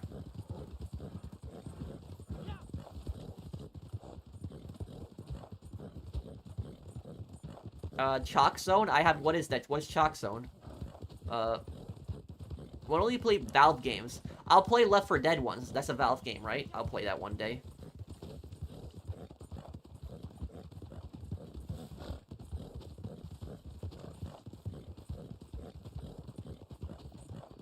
Whether I live in Los Santos or Blaine County, Rusty isn't corrupt, just assuming crimes poorly. Well, when I was saying corruption, I wasn't even talking about Rusty. I was talking about the captain. But about Rusty is you could tell that Rusty was pissed also when the captain basically said we're not going to reveal who the Black Dahlia killer is. So you can tell Rusty was not happy about that too. Rusty, here's the thing about Rusty is a bad cop, where Roy is a corrupt cop. There's a difference between a bad cop and a corrupt cop. That's the difference between them. Just think about the type of cop that Rusty is. He's a bad cop versus Roy, who's a corrupt cop. And honestly, I would much rather work with a bad cop than work with a corrupt cop. Because at least a bad cop, you can try to teach him how to do things better. Where a corrupt cop is just gonna do horrible things behind your back.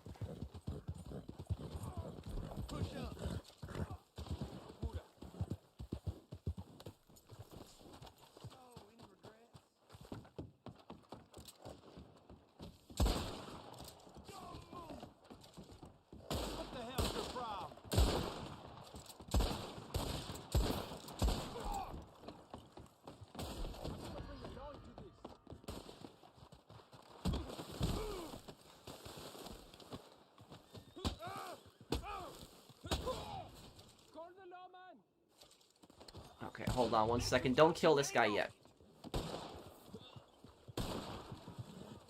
What is it, Zach? I don't watch a lot of YouTube, so that's probably why I don't know what it is.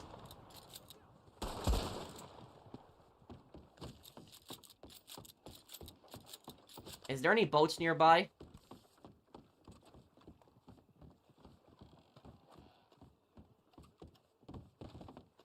What's next in your life after YouTube? Well, I really have no plans to end YouTube, Palm.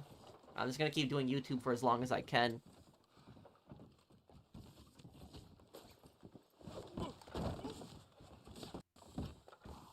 Look, well, here's what I will say, Orion, is, the bad news is that America is in another Cold War. The good news is that there is not going to be a world war. The reason there's not going to be another world war, the reason I know that, is because there's, if there is a world war, they're going to use nuclear weapons, and nobody wants that. Even the psycho dictators don't want that. So nobody's gonna, do that where they're gonna, hit the button. Countries could be threatening it all they want, but in the end, nobody's gonna do that, because it would just be the end of, civilization if anybody did that. It would actually be even worse than Fallout. If the nuclear weapons that countries have, like Russia has over 5,000 nuclear weapons. They have the largest nuclear weapons arsenal in the world. Is literally the planet would actually look worse than after Fallout, the TV and the game. So nobody's going to, fire nukes at each other. And also, even if there was a conventional war, like between Russia and America, that would still not happen. Because the thing is, though, is that, think about it, the economy is an absolute crap. The economy is bad, inflation is bad, and what, they're gonna, fight a war with Russia now? If there actually was a war with Russia, what would happen is you would probably have the most craziest protests across the country. Like, you would have protests in pretty much all 50 states if there was a draft. Nobody wants to go, to a draft. Nobody wants to get sent, overseas, to fight against Russia. So nobody's gonna, want to do that. So literally, you would have massive disobedience. You would have people protesting across the country, people refusing to go. You would have people being like Muhammad Ali, where they wouldn't want to go into the military and they would just rather go to jail than go into the draft. So literally is, I wouldn't worry about getting drafted or anything like that, because the chances of war actually happening with Russia are just so slim. It's not gonna happen. So that's that's all I'll say about it. Is don't worry about it. Just don't let it panic you.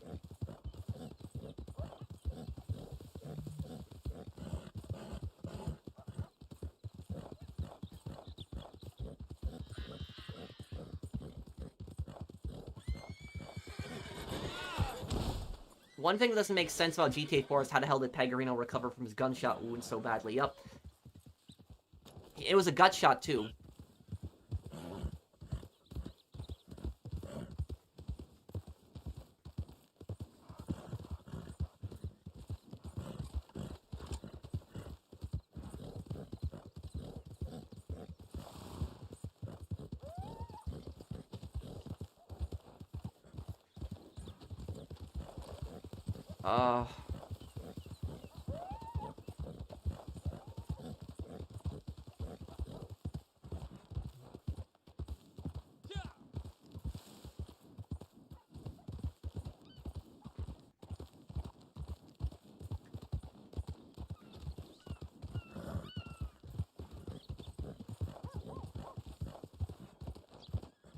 You thought of what, Ricky?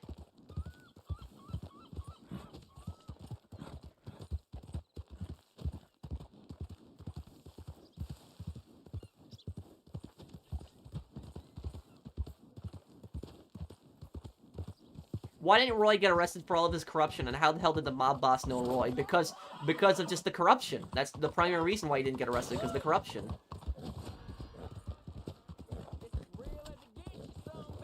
Would I rather live in Los Santos or Blaine County? Los Santos. But if I had to choose, I probably would prefer to live in Las Venturas. That's probably where I would want to live. If I had to choose, Las Venturas is where I want to live.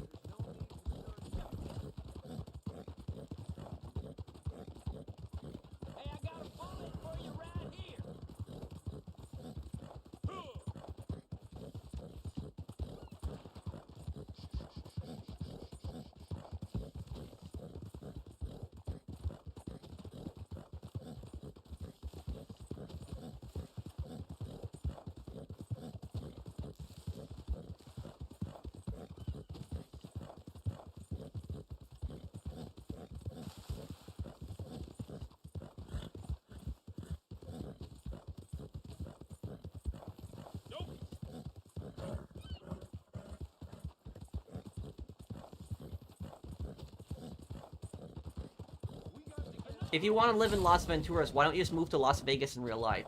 Because it's probably not for me. If I had to choose the GTA cities to live in, I'd want to live in Las Venturas.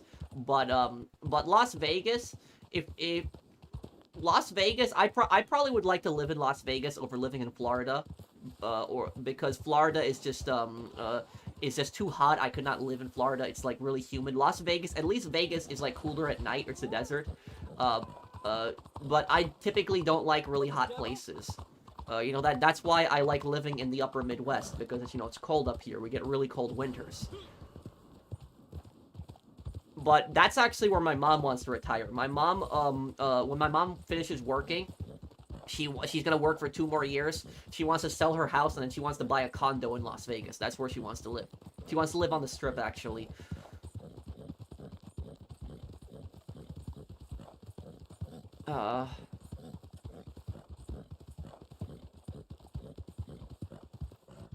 You know Mexican independence?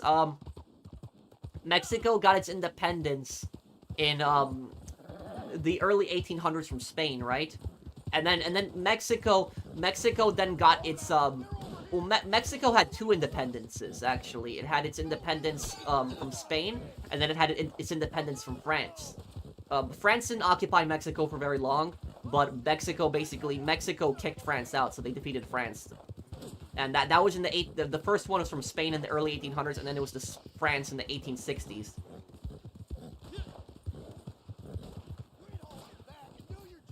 And the U.S. is not going to attack Mexico. What makes you think that? Thank you, Palm, for the super chat.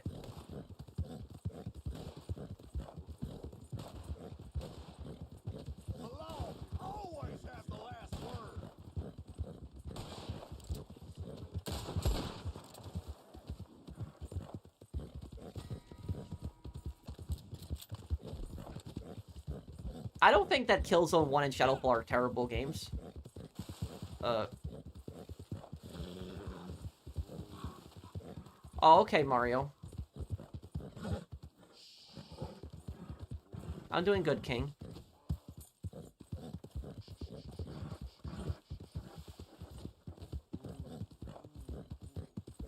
What are your thoughts on William Foster, the main character from Falling Down?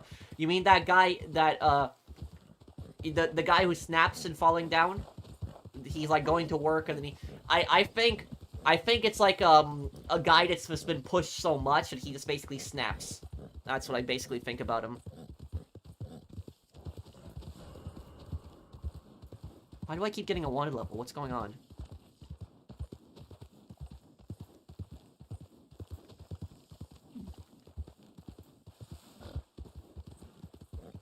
The most action-packed case in LA Noire?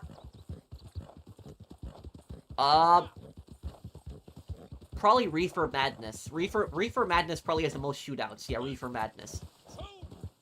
Reefer Madness has how many shootouts are in Reefer Madness? Let me think.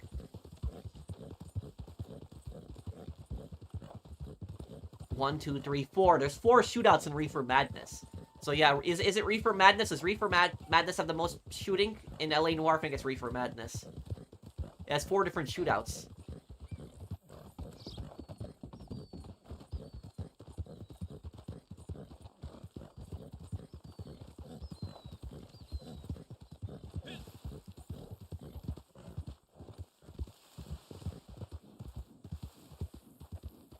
I'm currently in the middle of moving from Ireland to Switzerland. It's a lot moving and quite stressful, but there isn't really much in Ireland, and I want to get it as far from my family as well. Is everything okay, Luke? Though I hope everything works out good for you. Switzerland is a beautiful country. If I had to choose a country to live in Europe, it would definitely be Switzerland. Would be the first country I would go to. Yes.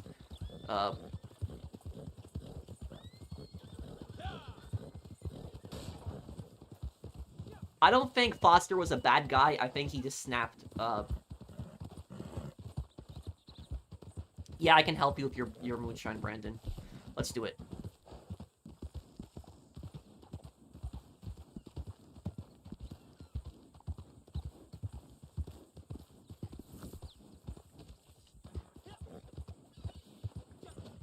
Well, it depends on the version of Tony Montana, because Tony Montana in the Scarface game became a lot more smarter, and he stopped doing drugs. So he promised himself he's gonna stop doing drugs, and I don't know if you've seen the Scarface game. The Scarface game takes place after the movie, and Tony survives, and he changes a lot.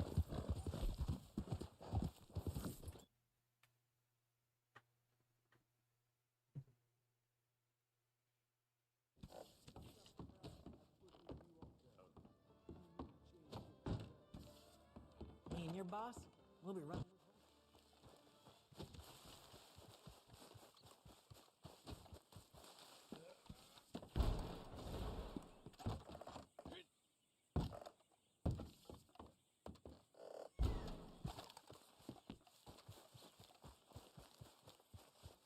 Wait, what, Tristan? Thank you for the super chat. Thank you for the super chat. That's...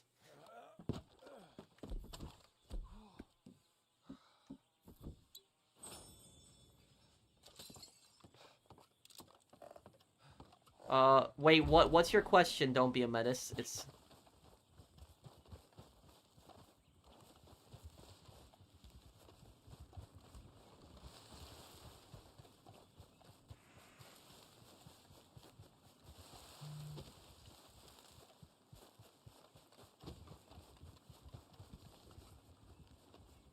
Hey, Pro, do you believe that people can be evil, and are they born like that, or is it created? Both. It's both. Some people are actually born evil. It just it happens. Other people become evil over time. The people that are born evil are almost always psychopaths. There are people that are born, certain psychopathic traits that they're just like that their entire life and just doing horrible things. What people don't know is that psychopathy is actually something that people are born with. People do not become psychopaths; they're born with. They're born as psychopaths. So psychopaths can even come from loving families. But most evil people are people that's become evil over time. But it's some really some really bad people. There's people who come from loving families and they turn out just to be the worst of the worst.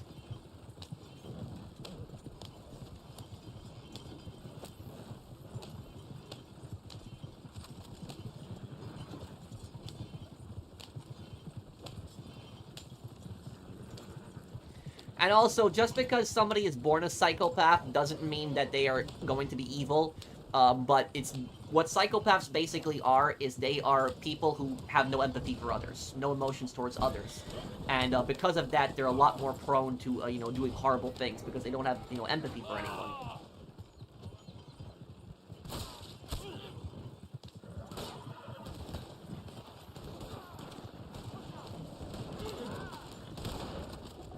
Wait, this isn't where I have to deliver to? I thought it was here. Okay. My bad. Sorry about that.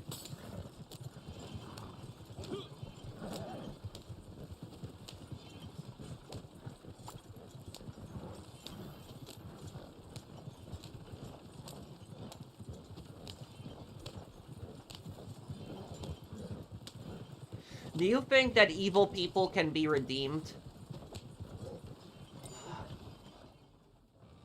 It depends. It depends. It depends on what they did. It depends specifically what. If they are like a if they are like a murderer, no. I don't think that a murderer can ever be redeemed. I don't think if you murdered somebody, I don't think you can ever be redeemed. If you are talking about somebody that maybe is like, maybe like somebody is like part of the KKK, for example. They're a horrible, evil person when they're younger, but when they become older, they leave, that extremist group, they change their views and they become, productive member of society. They stop being a racist, stop being a bad person. So, like, somebody like that, yeah, possibly they could change and, stop being evil, stop being a bad person. But if we're like, it depends on the type of evil that we're talking about. If we're talking about, like, a mass murderer, no. But if, if we're talking about somebody who's, like, part of an extremist group, like, does, horrible things, maybe they could possibly change, stop being a bad person. But it really depends on the type of evil that we're talking about, if they can be redeemed.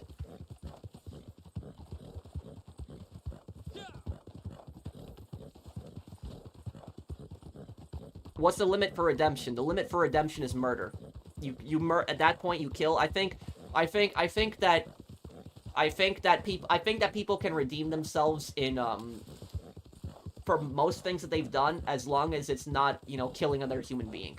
I think the other two irredeemable things somebody can never be redeemed for is rape or molestation. If anybody engages in rape or molestation, I don't think that they can ever be redeemed. I don't believe in second chances for people like that whatsoever. The same for murderers. But I think that, you know, everybody else, I think, you know, can get a second chance in life. It depends on what they did, obviously. But it,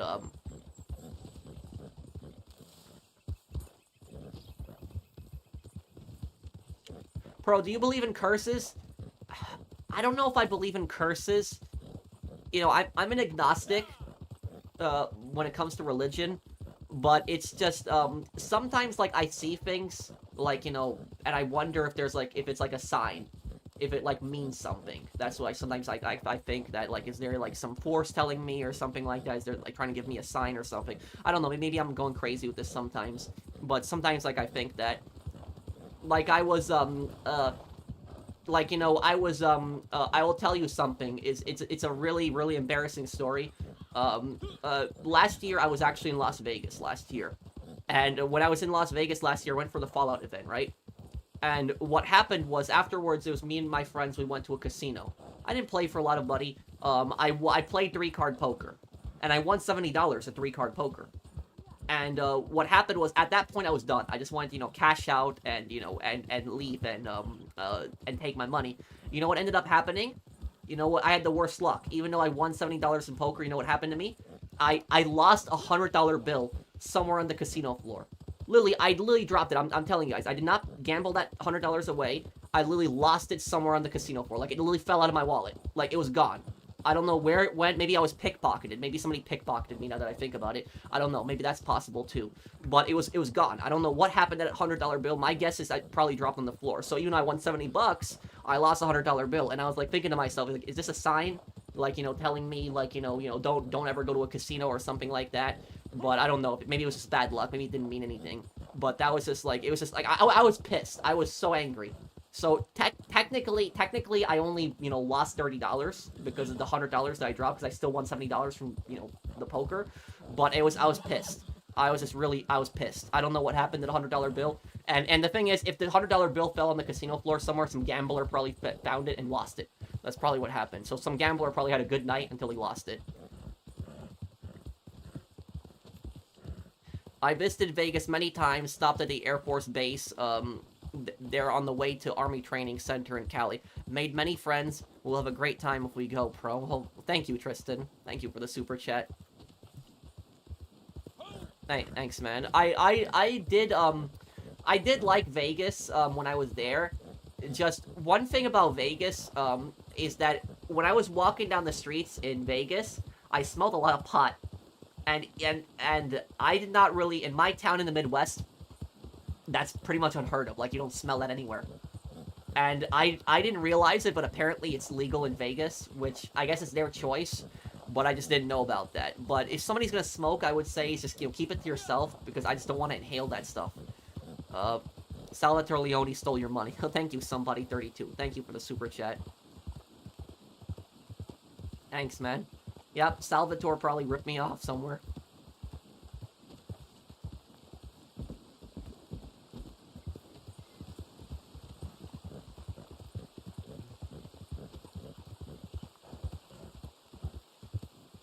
Yeah, just don't support me, and I kind of want to live my life and not have to deal with them. And my boss at my current job says he can talk to people in Switzerland who will give me a job. Okay, that's good. At least you got a job there.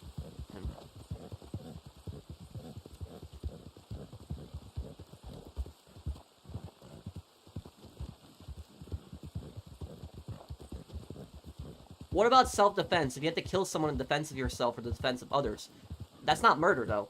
That's not murder. Murder is planning to kill somebody and then carrying it out. Self-defense is not a murder. It's self-defense, because you're defending yourself from an attacker. When an attacker dies in self-defense, it's the attacker's fault, because they would have still been alive if they never initiated the first violence in the first place. So literally, is self-defense is not murder. It's self-defense.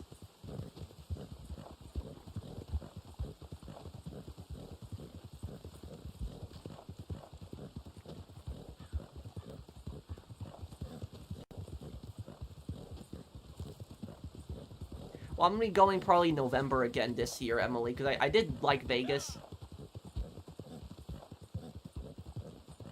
My mom did want to did want me to take a look at some condos for her while I was visiting Vegas this year, because she wants to retire there, and so I'll probably take a look at some condos for her while I'm there.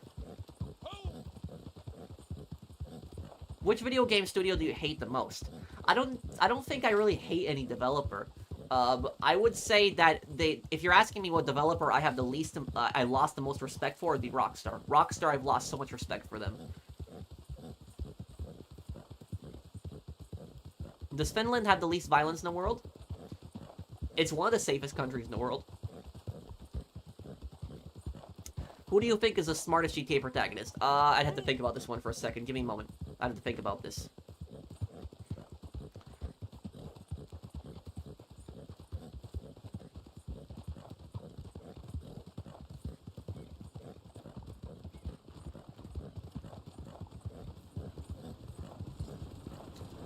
I would say probably Tommy Vercetti. Yeah, probably Tommy.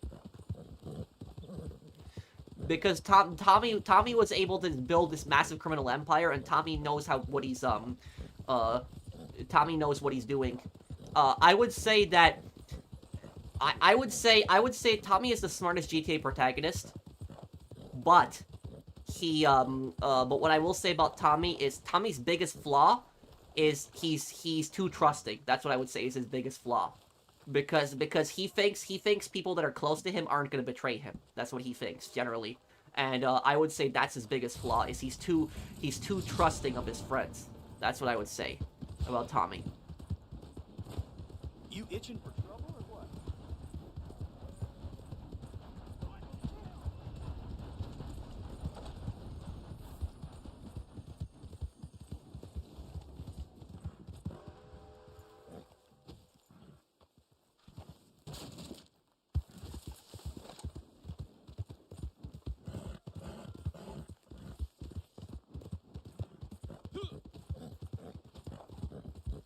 Who's the dumbest GTA protagonist? Probably Tony Cipriani. Yeah, probably Tony.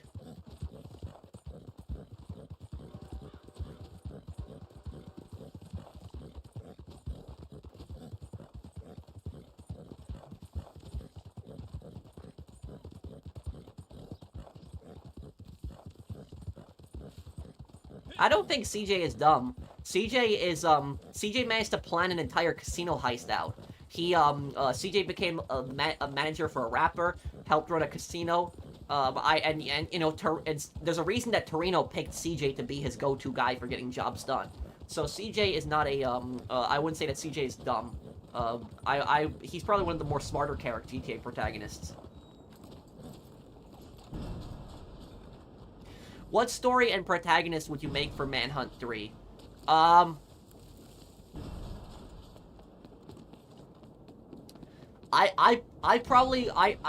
When it comes to Manhunt 3, I probably would like to see Manhunt 3 in, like, a cold place. Like some, like, really wintry place. That's probably what I would like to see. Not, like, I would still want it to probably be in a city. Probably a city. Maybe they could do, like, Anchorage, Alaska. Like, their own version of Anchorage, for example. Like, I probably would want to see, like, like, do you guys think that, like, Alaska, like, a city in Alaska would be a good place for, like, a Manhunt game? Because the Manhunt games typically take place in, like, cities that aren't, like, shown that well in games. Like, what is it? Like, Carcer City is supposed to be, like, a Rust Belt city. And then Manhunt 2... What was the name of the city in Manhunt 2 again? I'm forgetting the name of it. Hey, get out of here. Get out of here. Go on and get the hell out of here. Cottonmouth, yes. Do you guys think that, like, Anchorage, Alaska, it's like a city in Alaska, do you think that would be a good setting for, like, a Manhunt game?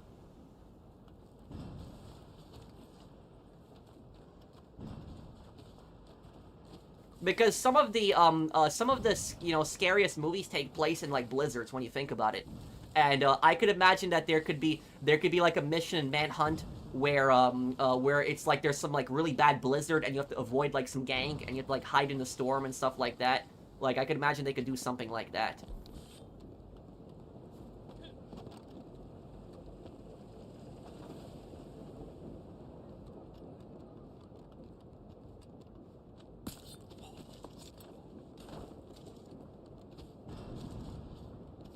Pro, are the government in Switzerland strict? Do you have any knowledge on it? What I know about Switzerland is I know that Switzerland is a neutral country. You are from Ireland, right? I don't know what your view on the European Union is, but I would say don't bring it up if you're in Switzerland, because most people in Switzerland really do not like the European Union. They're not in favor of it at all. So, like, Switzerland is one of the most EU skeptic countries there. I think it's like 70-80% of the people are against, like, EU membership. So, I don't know how you, like I said, I don't know how you feel about the EU, but I would probably not bring that up if you are in Switzerland.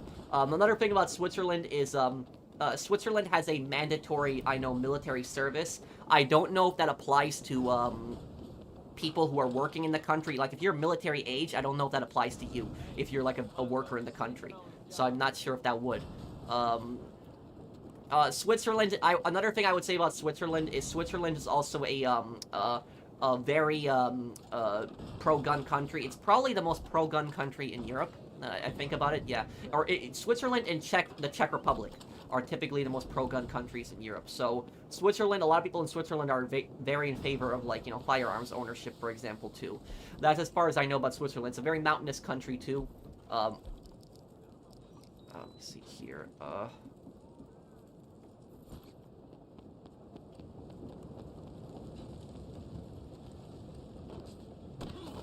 You deaf? Get the hell away from here. You want to think about this. Christ almighty! Come out where I can That's see you. it.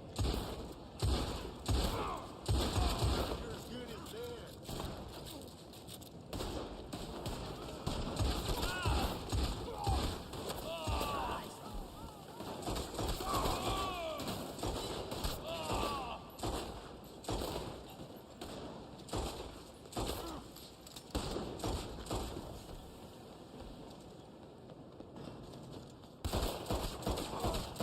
There we go.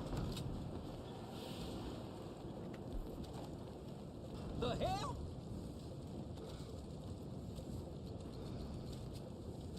Pro, do you think that having a negative view on life can affect you mentally? Oh, yes. Yeah. I'm done here. I would say... I would say that always being positive is probably a negative trait as well. Like, I don't think people should be positive all the time, constantly. But it depends on the situation. But I would also say... that that being negative all the time is probably way worse than being positive all the time. And if you're negative all the time, you're not going to believe in yourself. And if you don't believe in yourself, it's going to be very hard to reach your goals in life. You should always believe in yourself, push yourself, and believe that you can do it. I can do it. I can push myself. I can achieve my goals. Who's more evil, Soprano or Walter White? Tony Soprano is more evil than Walter White. Because Walter White shows some empathy near the end, some regret for the things that he's done, where Tony doesn't really show that much regret for the things that he's done.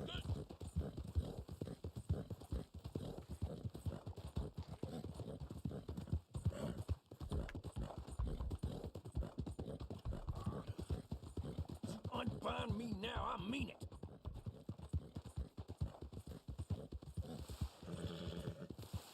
Just do it, make your dreams come true. Yeah, that's Shia LaBeouf. I remember that too.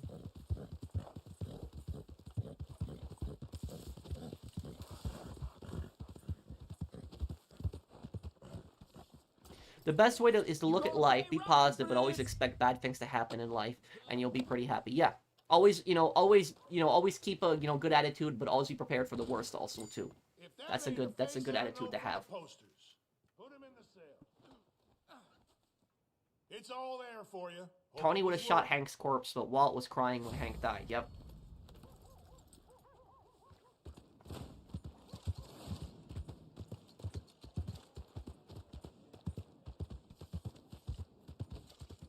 Have I watched The Price is Right, Pro? I've been watching many Bob Baker era episodes from the 70s and 90s, and boy, prices were different then.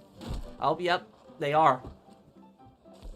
A lot of times people can't believe the prices on some things back then too. People did make less money back then, to be fair, but inflation wasn't as bad as it is today. And I think, thank you, Mario, for the super chat. I think the biggest problem with inflation, the biggest problem when it comes to inflation isn't even the fact that inflation is happening, but it's the fact that wages are not matching inflation. Because not a lot of people would have cared about inflation if the money that they were making matched the inflation. So if the money that you were making matched the inflation that was happening, I don't think that many people would have cared about it. But it's the fact that inflation is going up, but wages aren't going up too.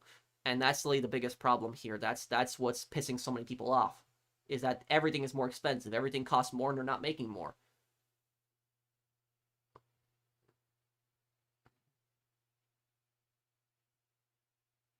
Walt bombed the retirement home, caused a domino effect to a plane crash, and poisoned Brock. What I will say about that, when Walt bombed the retirement home, you know, I don't know how big he planned the explosion to be, but I don't think anyone else died in that explosion except, you know, Gus, Hector, and then it was the Tyrus was his name, right? Tyrus. I know he doesn't talk a lot. But that was basically who died, and those guys deserved it. All three of those guys who died deserved it. When it comes to a plane crash, that was probably the worst thing he did. But to be fair, though, at the same time, is the plane crash. When it comes to a plane crash that happened in Breaking Bad, I wouldn't say that's Walt's fault. It's you could say that he started the chain of events which ultimately led to the plane crash, but I wouldn't say that it's his fault because he's not like in an air traffic control tower, and he's not like, he didn't expect, like, you know, that to happen. He never had that where he knew that something like that was going to happen. So he was responsible. Jane dying was Walt's fault, but the crash itself, I wouldn't say was his fault. It was more the father was at fault because of the fact that he was just in an emotional state and going into, you know, being an air traffic controller in that situation. And then the poisoning Brock one was probably one of the worst things he did too. I won't make any excuse for that.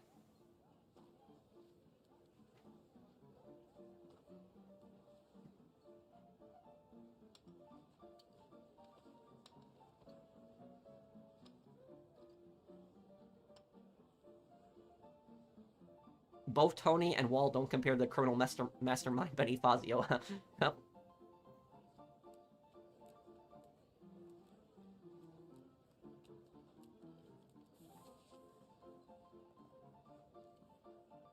Okay, these cards aren't bad here.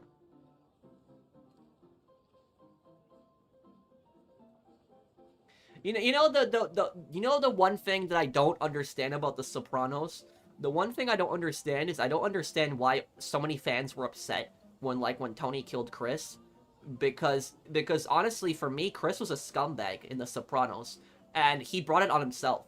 Like, you know, that stuff happening. I think the worst thing that Tony did wasn't even the fact that it wasn't the fact that he killed Chris, but it was the fact that he was like mocking him at his funeral, and the fact that he was just getting annoyed at his mother grieving. I think that was probably, like, you know, even worse than like killing Chris. But Chris is a horrible human being, and here's the thing: is Chris was a drug addict, and he was a liability, and eventually he was gonna make a mistake and just basically screw the entire organization over. So I don't see why people got so, you know, pissed at Tony for killing Chris, because I kind of saw that coming. I wasn't like shocked when he did that. I remember when I watched that episode the first time, I was not shocked at all that he did that.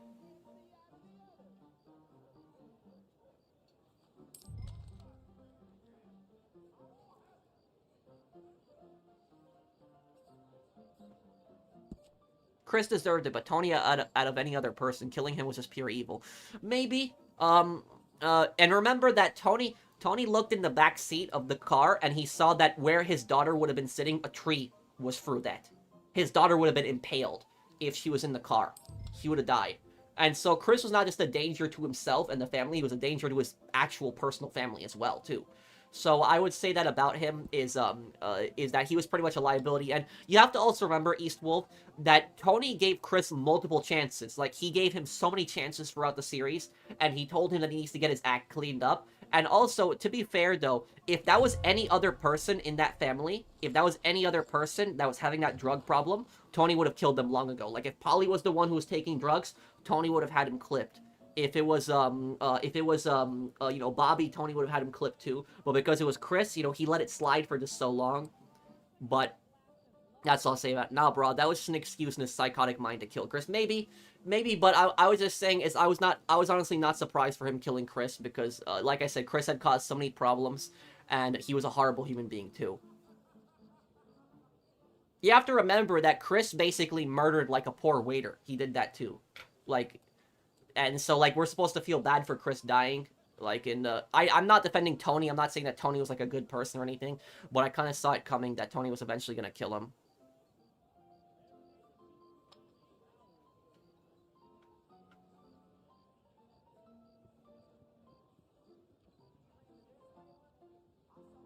Let's not just forget that in the previous episode he shot an innocent writer. Oh, right, yeah.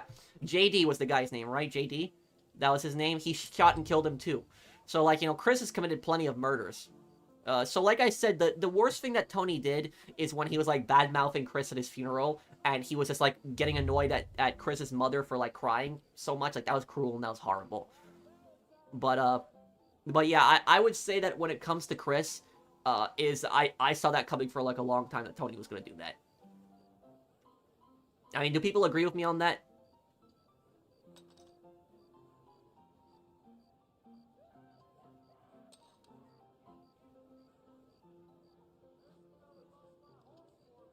Wait, what, Ricky?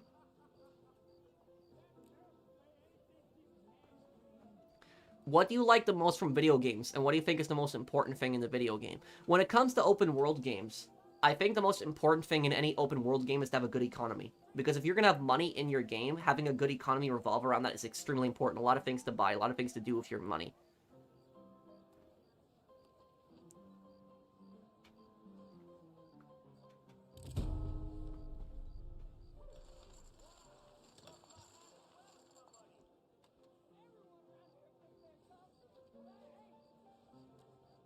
Oh, what's your question? Don't be a menace. I'm sorry. I'm sorry. It just.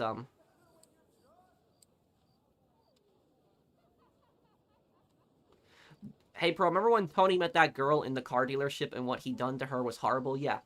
I remember that too. Gloria, I think was her name. Gloria? He cheated on his wife with Gloria, and then he treated her like crap, like absolute garbage, and then he sent, like, he sent Patsy over to basically threaten her. I remember that too. Her. Wait, what's wrong, Palm?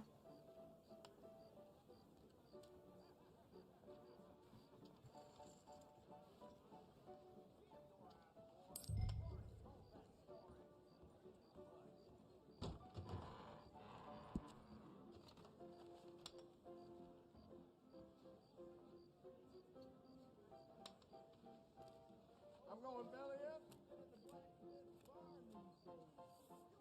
The worst game I ever played? Probably Brink.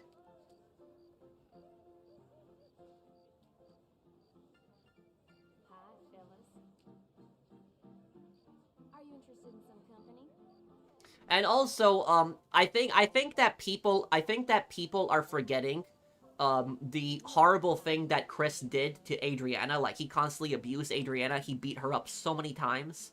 And after he beat her up so many times, and, she admitted to him that she was a federal informant, and she was hoping that he would, run off with her. And if he did that, he would have survived the events of the Sopranos. He would have survived. And been able to raise his daughter, maybe like in another state with like a different name, but he would have survived. And it was just like, you know, he chose the family over his, you know, wife. And that was, you know, as annoying as Adriana was, she didn't deserve that. She didn't deserve what happened to her.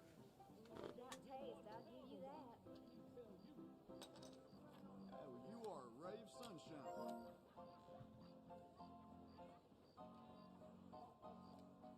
Was Ralph a psychopath? No.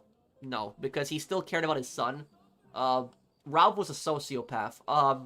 I would say, is there any character that's a psychopath in The Sopranos? I'm trying to think.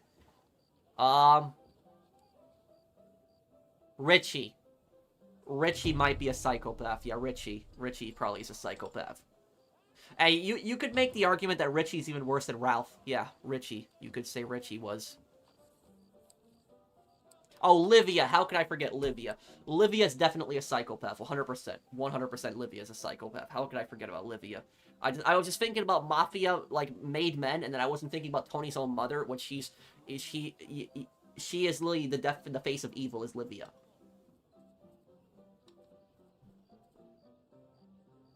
Pro, would you say the stupidest thing Artie did in The Sopranos was pointing the gun at Tony? No. I would say the stupidest thing that Artie did in The Sopranos was... Oh, 2 aces. My god, look at these cards. The stupidest thing that Artie did in the Sopranos was that French guy that he met that was like, he was like telling him about some vodka or like wine or whatever it was, and like Artie took like a loan and like, you know, put like thousands of dollars into it, and then he got scammed. Does anybody remember what I'm talking about? It was like the guy was French, right? I think he was French. It was like he met like this French guy, and the guy like scammed him. It was Does anyone know the scene I'm talking about?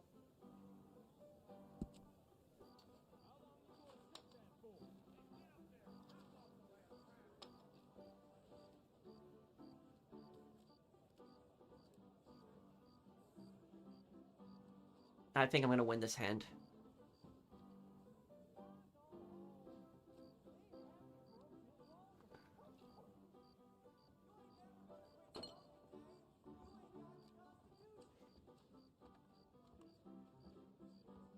I think Ray is supposed to be based off Ralph. And also, here's the thing about it is, here's the thing, another thing I'll say about this, guys. Ralph knew that it was a scam. Like, when Artie was going to Ralph, when Artie went to Ralph for money, and Ralph turned him down, Ralph saw through it right away. Ralph knew that it was a scam, what Artie was getting into, and and Ralph said, I'm not gonna let you borrow money because I can't hurt you if I have to get the money back, because he was Tony's best friend. And, yeah, but that French guy, East Wolf, that French guy was scamming Artie, right? It was a scam that he was running, right? Like, he was lying about the whole thing. Like, there was no, oh, he has queen high heart flush, what? He was, like, the whole thing was, like, a scam, right? It wasn't, like, he screwed Artie over. But he didn't realize that Artie had connections to the Mafia. That's what it was. And then, like, Tony sent, yeah. Let me see Menace's question. Did Menace post his question? Let me see here. Menace, did you post your question? I don't see your comments, Menace. Hang on.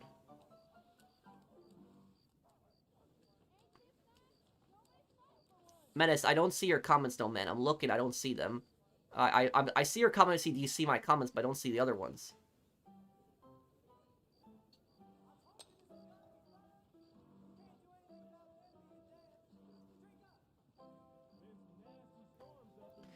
My dad is kind of a horrible person, because back in October of 2002, my mom was pregnant, and my dad was really furious, throwing stuff and verbally abusive to my mom.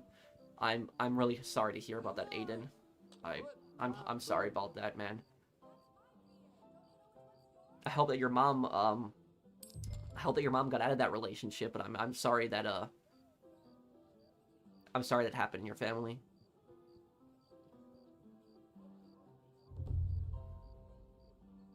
Let me see, 6 and 10, I'm gonna fold here.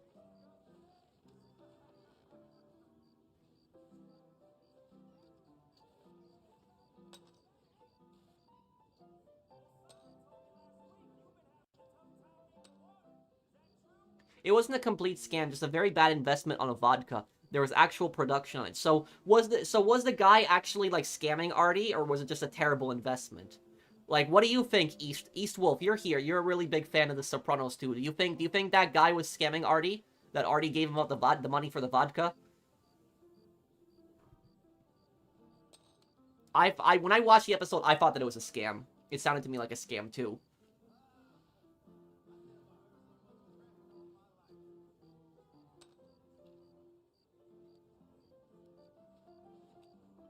I don't think he was scamming him. I know most fans in the Sopranos community think that it was a scam, but I gotta rewatch that episode one day because I'm curious if that was a scam or not. The Sopranos wiki, I don't know if you've read the Sopranos wiki, but the Sopranos wiki, it says that he was running a scam. That's what it says on the Sopranos wiki, but I don't know if that was if that's like, you know, BS or not, because the wiki can be edited by anyone, but. Oh yeah, when they got lost in the woods, that was probably the best episodes of the Sopranos. That was the best one.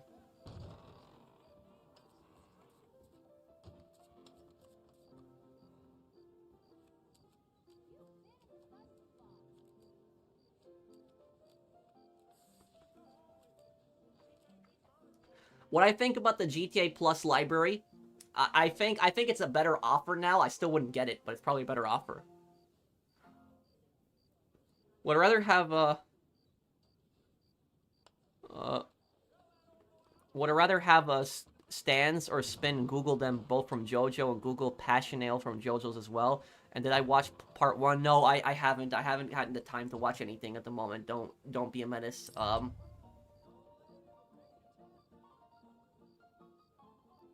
me put but I will say that you know, when to answer your question about superpowers, when it comes to superpowers, I don't know what power I'd even want. Maybe like the power to stop, maybe the power to like move really quickly and stop time for like a second. The old YouTube CEO Susan Voigt just died. Yeah, I heard about that. People were telling me that earlier. Thank you, Shice, if I'm reading your name correctly. It's horrible, and I hope that cancer one day is cured. I hope that that horrible disease is finally, you know, defeated one day.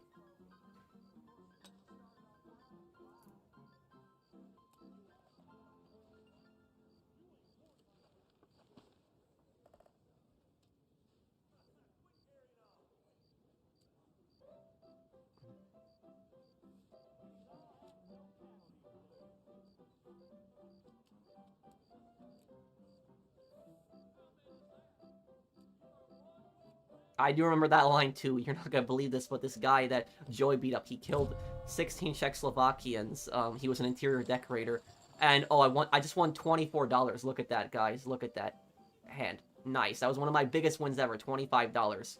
Oh, he's pissed. He's leaving the table. He's annoyed.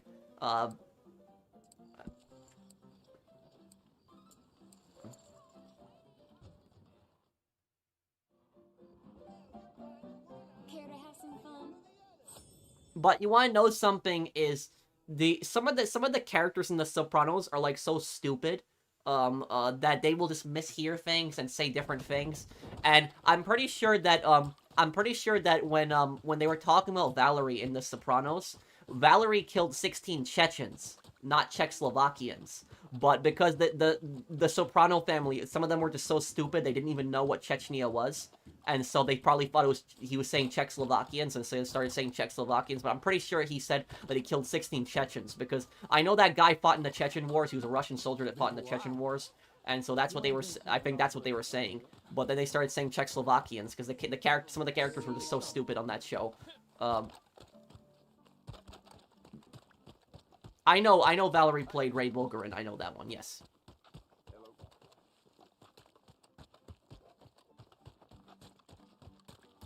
Also, because the bad connection to the phone, yep.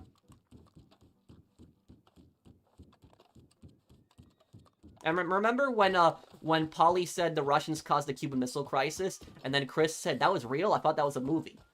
That was like, yeah, so some of these guys weren't the brightest bulbs.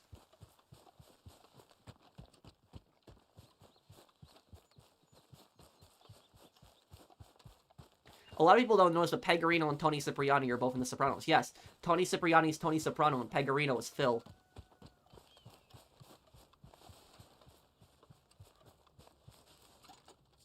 What's wrong, Drifter kids?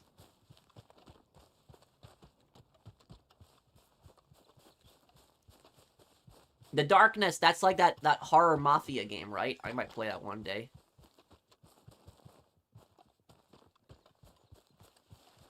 And Google Passion from JoJo's,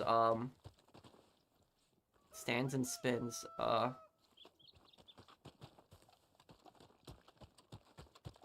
I actually don't know anything about the French Mafia. Almost nothing.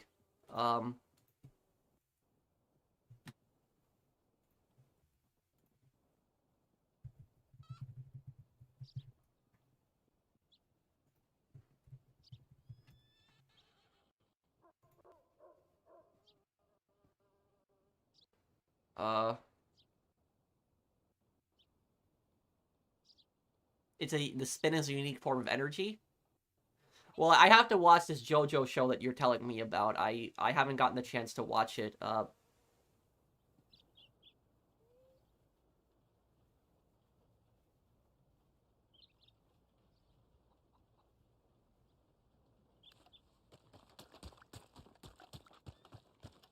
No, Tony Cipriani is the guy who told Chris that Vito is gay, and Pegorino was the school principal who had his arm broken. They're the same voice actors. Oh, really? I don't know if I remember the principal. I don't know if I remember him. Tony Cipriani is the guy who told, oh, that... I didn't know that.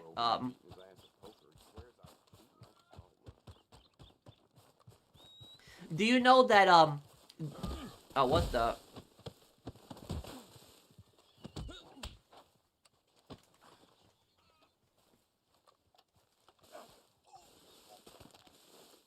Hey, what was that about? Okay. Do you know that the voice actor for, Tony Cipriani actually played in the Sopranos game? Did you ever watch the Sopranos game, East Wolf? He plays in the Sopranos game also. He plays a character in that one. He voices a character. Bit of trivia. Before Aaron Paul became famous for being Jesse Pinkman in Breaking Bad, he was a contestant on The Price is Right in 2000. Oh, I didn't know that.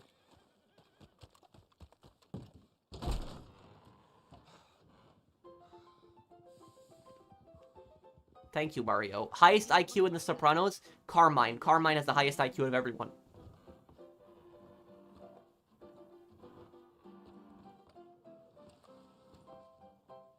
All right, so you're not into pretty ladies.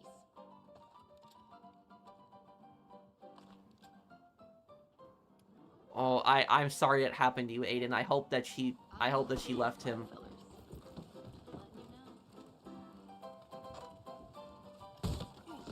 Okay, this is...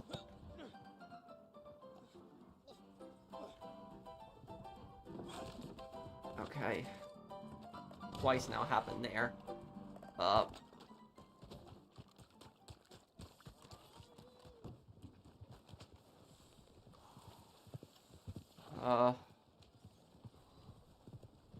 I don't know a lot about mythology that I don't know about. That Joy Beats Everyone Up game needed a sequel, yep.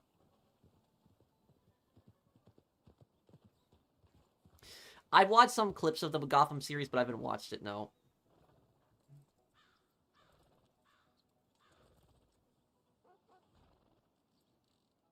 What is the saddest scene in The Sopranos? I would say the saddest scene in The Sopranos is Bobby's death. I would say Bobby has the saddest death out of all the characters.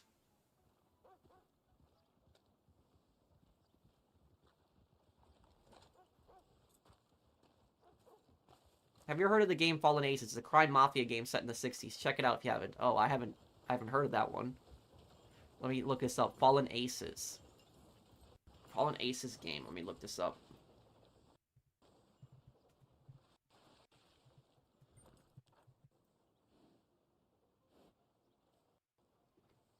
It's on Steam.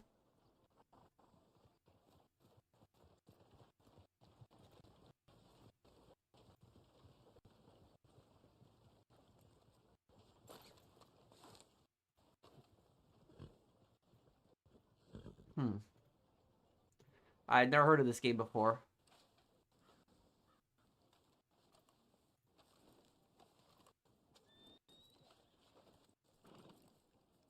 The reviews are really positive. I'll add this game to my wish list. I'll probably pick it up next time it's on sale here.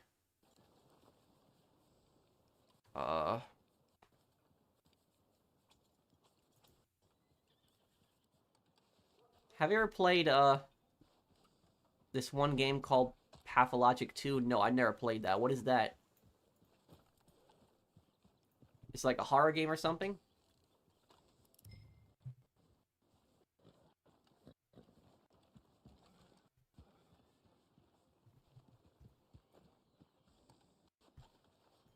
Oh, it's on Steam too. Pathologic 2. What is this?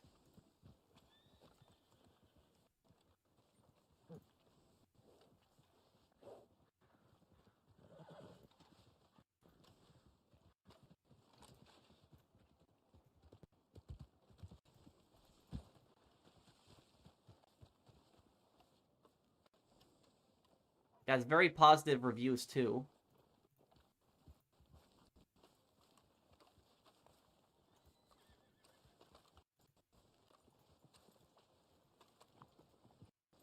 Hmm.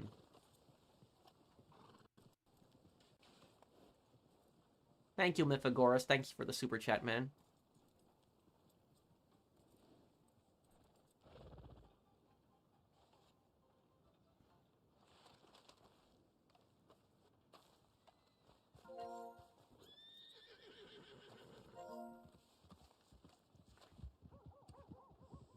Uh...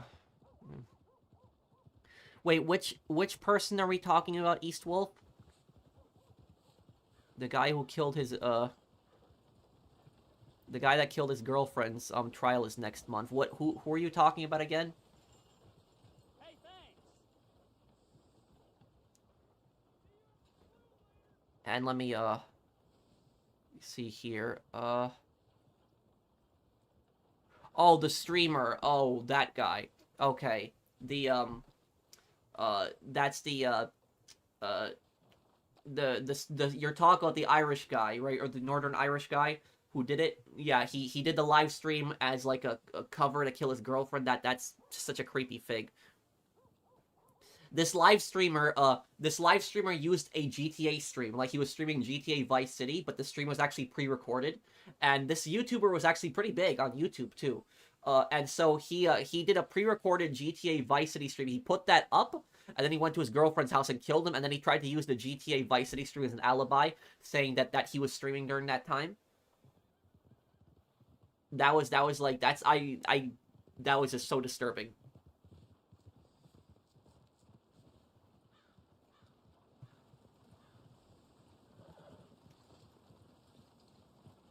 It's horrible that your dad did that to your mom, Aiden. I hope that your mom divorced him. I'm sorry that your mom went through that.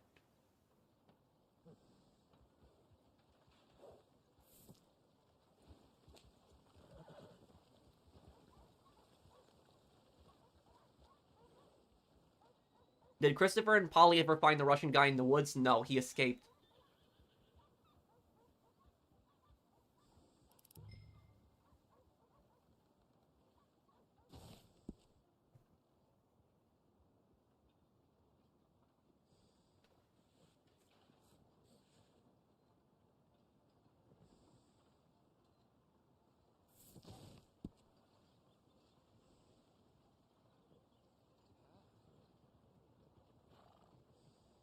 Oh, okay, Aiden.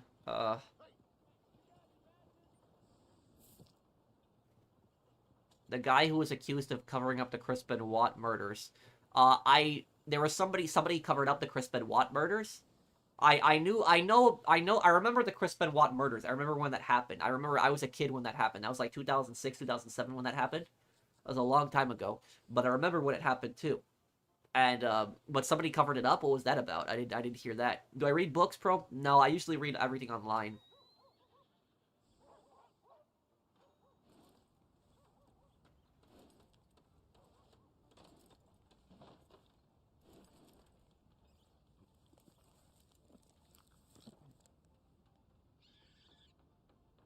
Palm, don't talk to him like that. Don't talk to him like that.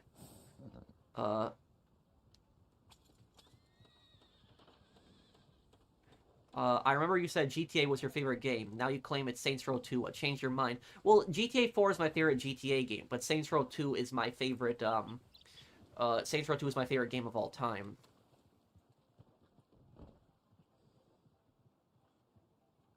I just like Saints Row 2 a lot. Does anybody want to ask me any questions? I'm about to head off here, but does anybody want to ask me any questions?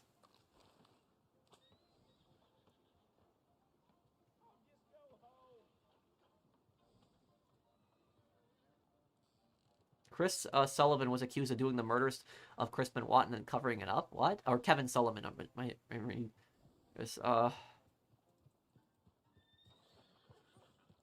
I could play the Batman Arkham games one day.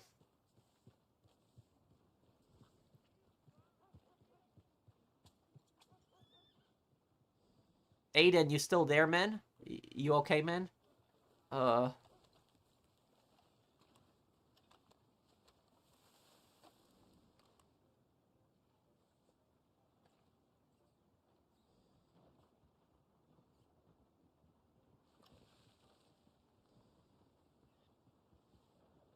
Any lore videos for Manhunt? I want to do the connection between Manhunt and GTA one day.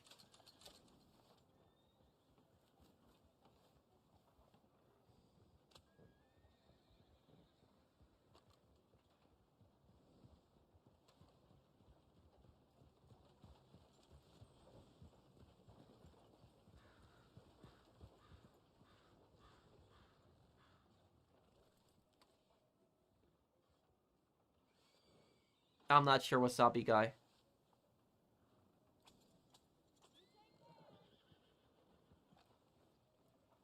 I confronted my dad about that event, and he said he denies we're doing those things, and I blew up at him and saying that you were horrible, and I went, no contact with him, for good. If your dad isn't willing to admit to those horrible things that he did, and isn't willing to admit to your mom, you know, you shouldn't talk to him at all. You know, you did the right thing cutting contact with him.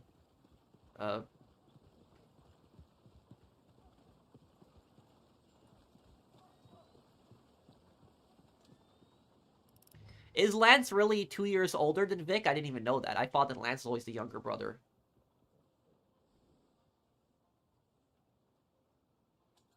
I'll do another Fallout 3 part tomorrow. And, guys, 1 hour after, I'm about to end the stream, but 1 hour on, after I end the stream, I will have the next part of Ace Attorney. So if anybody wants to watch a late night episode tonight, I'll have the next part of Ace Attorney for you guys, if anybody wants to watch it. And the case gets crazier in Ace Attorney. It gets way crazier. But I will, I guess I'll be going here, guys. I might play it one day, also, Don't Be a Menace. But I'll be going here, guys. Thank you guys for, watching, and if you guys enjoyed the stream, do drop a like, and, I will see you guys on the next one. Take care, everyone. Thank you again, everybody, for the support. Thank you for hanging out with me, and I'll see you guys on the next one. Take care, everyone. Have a wonderful weekend, guys.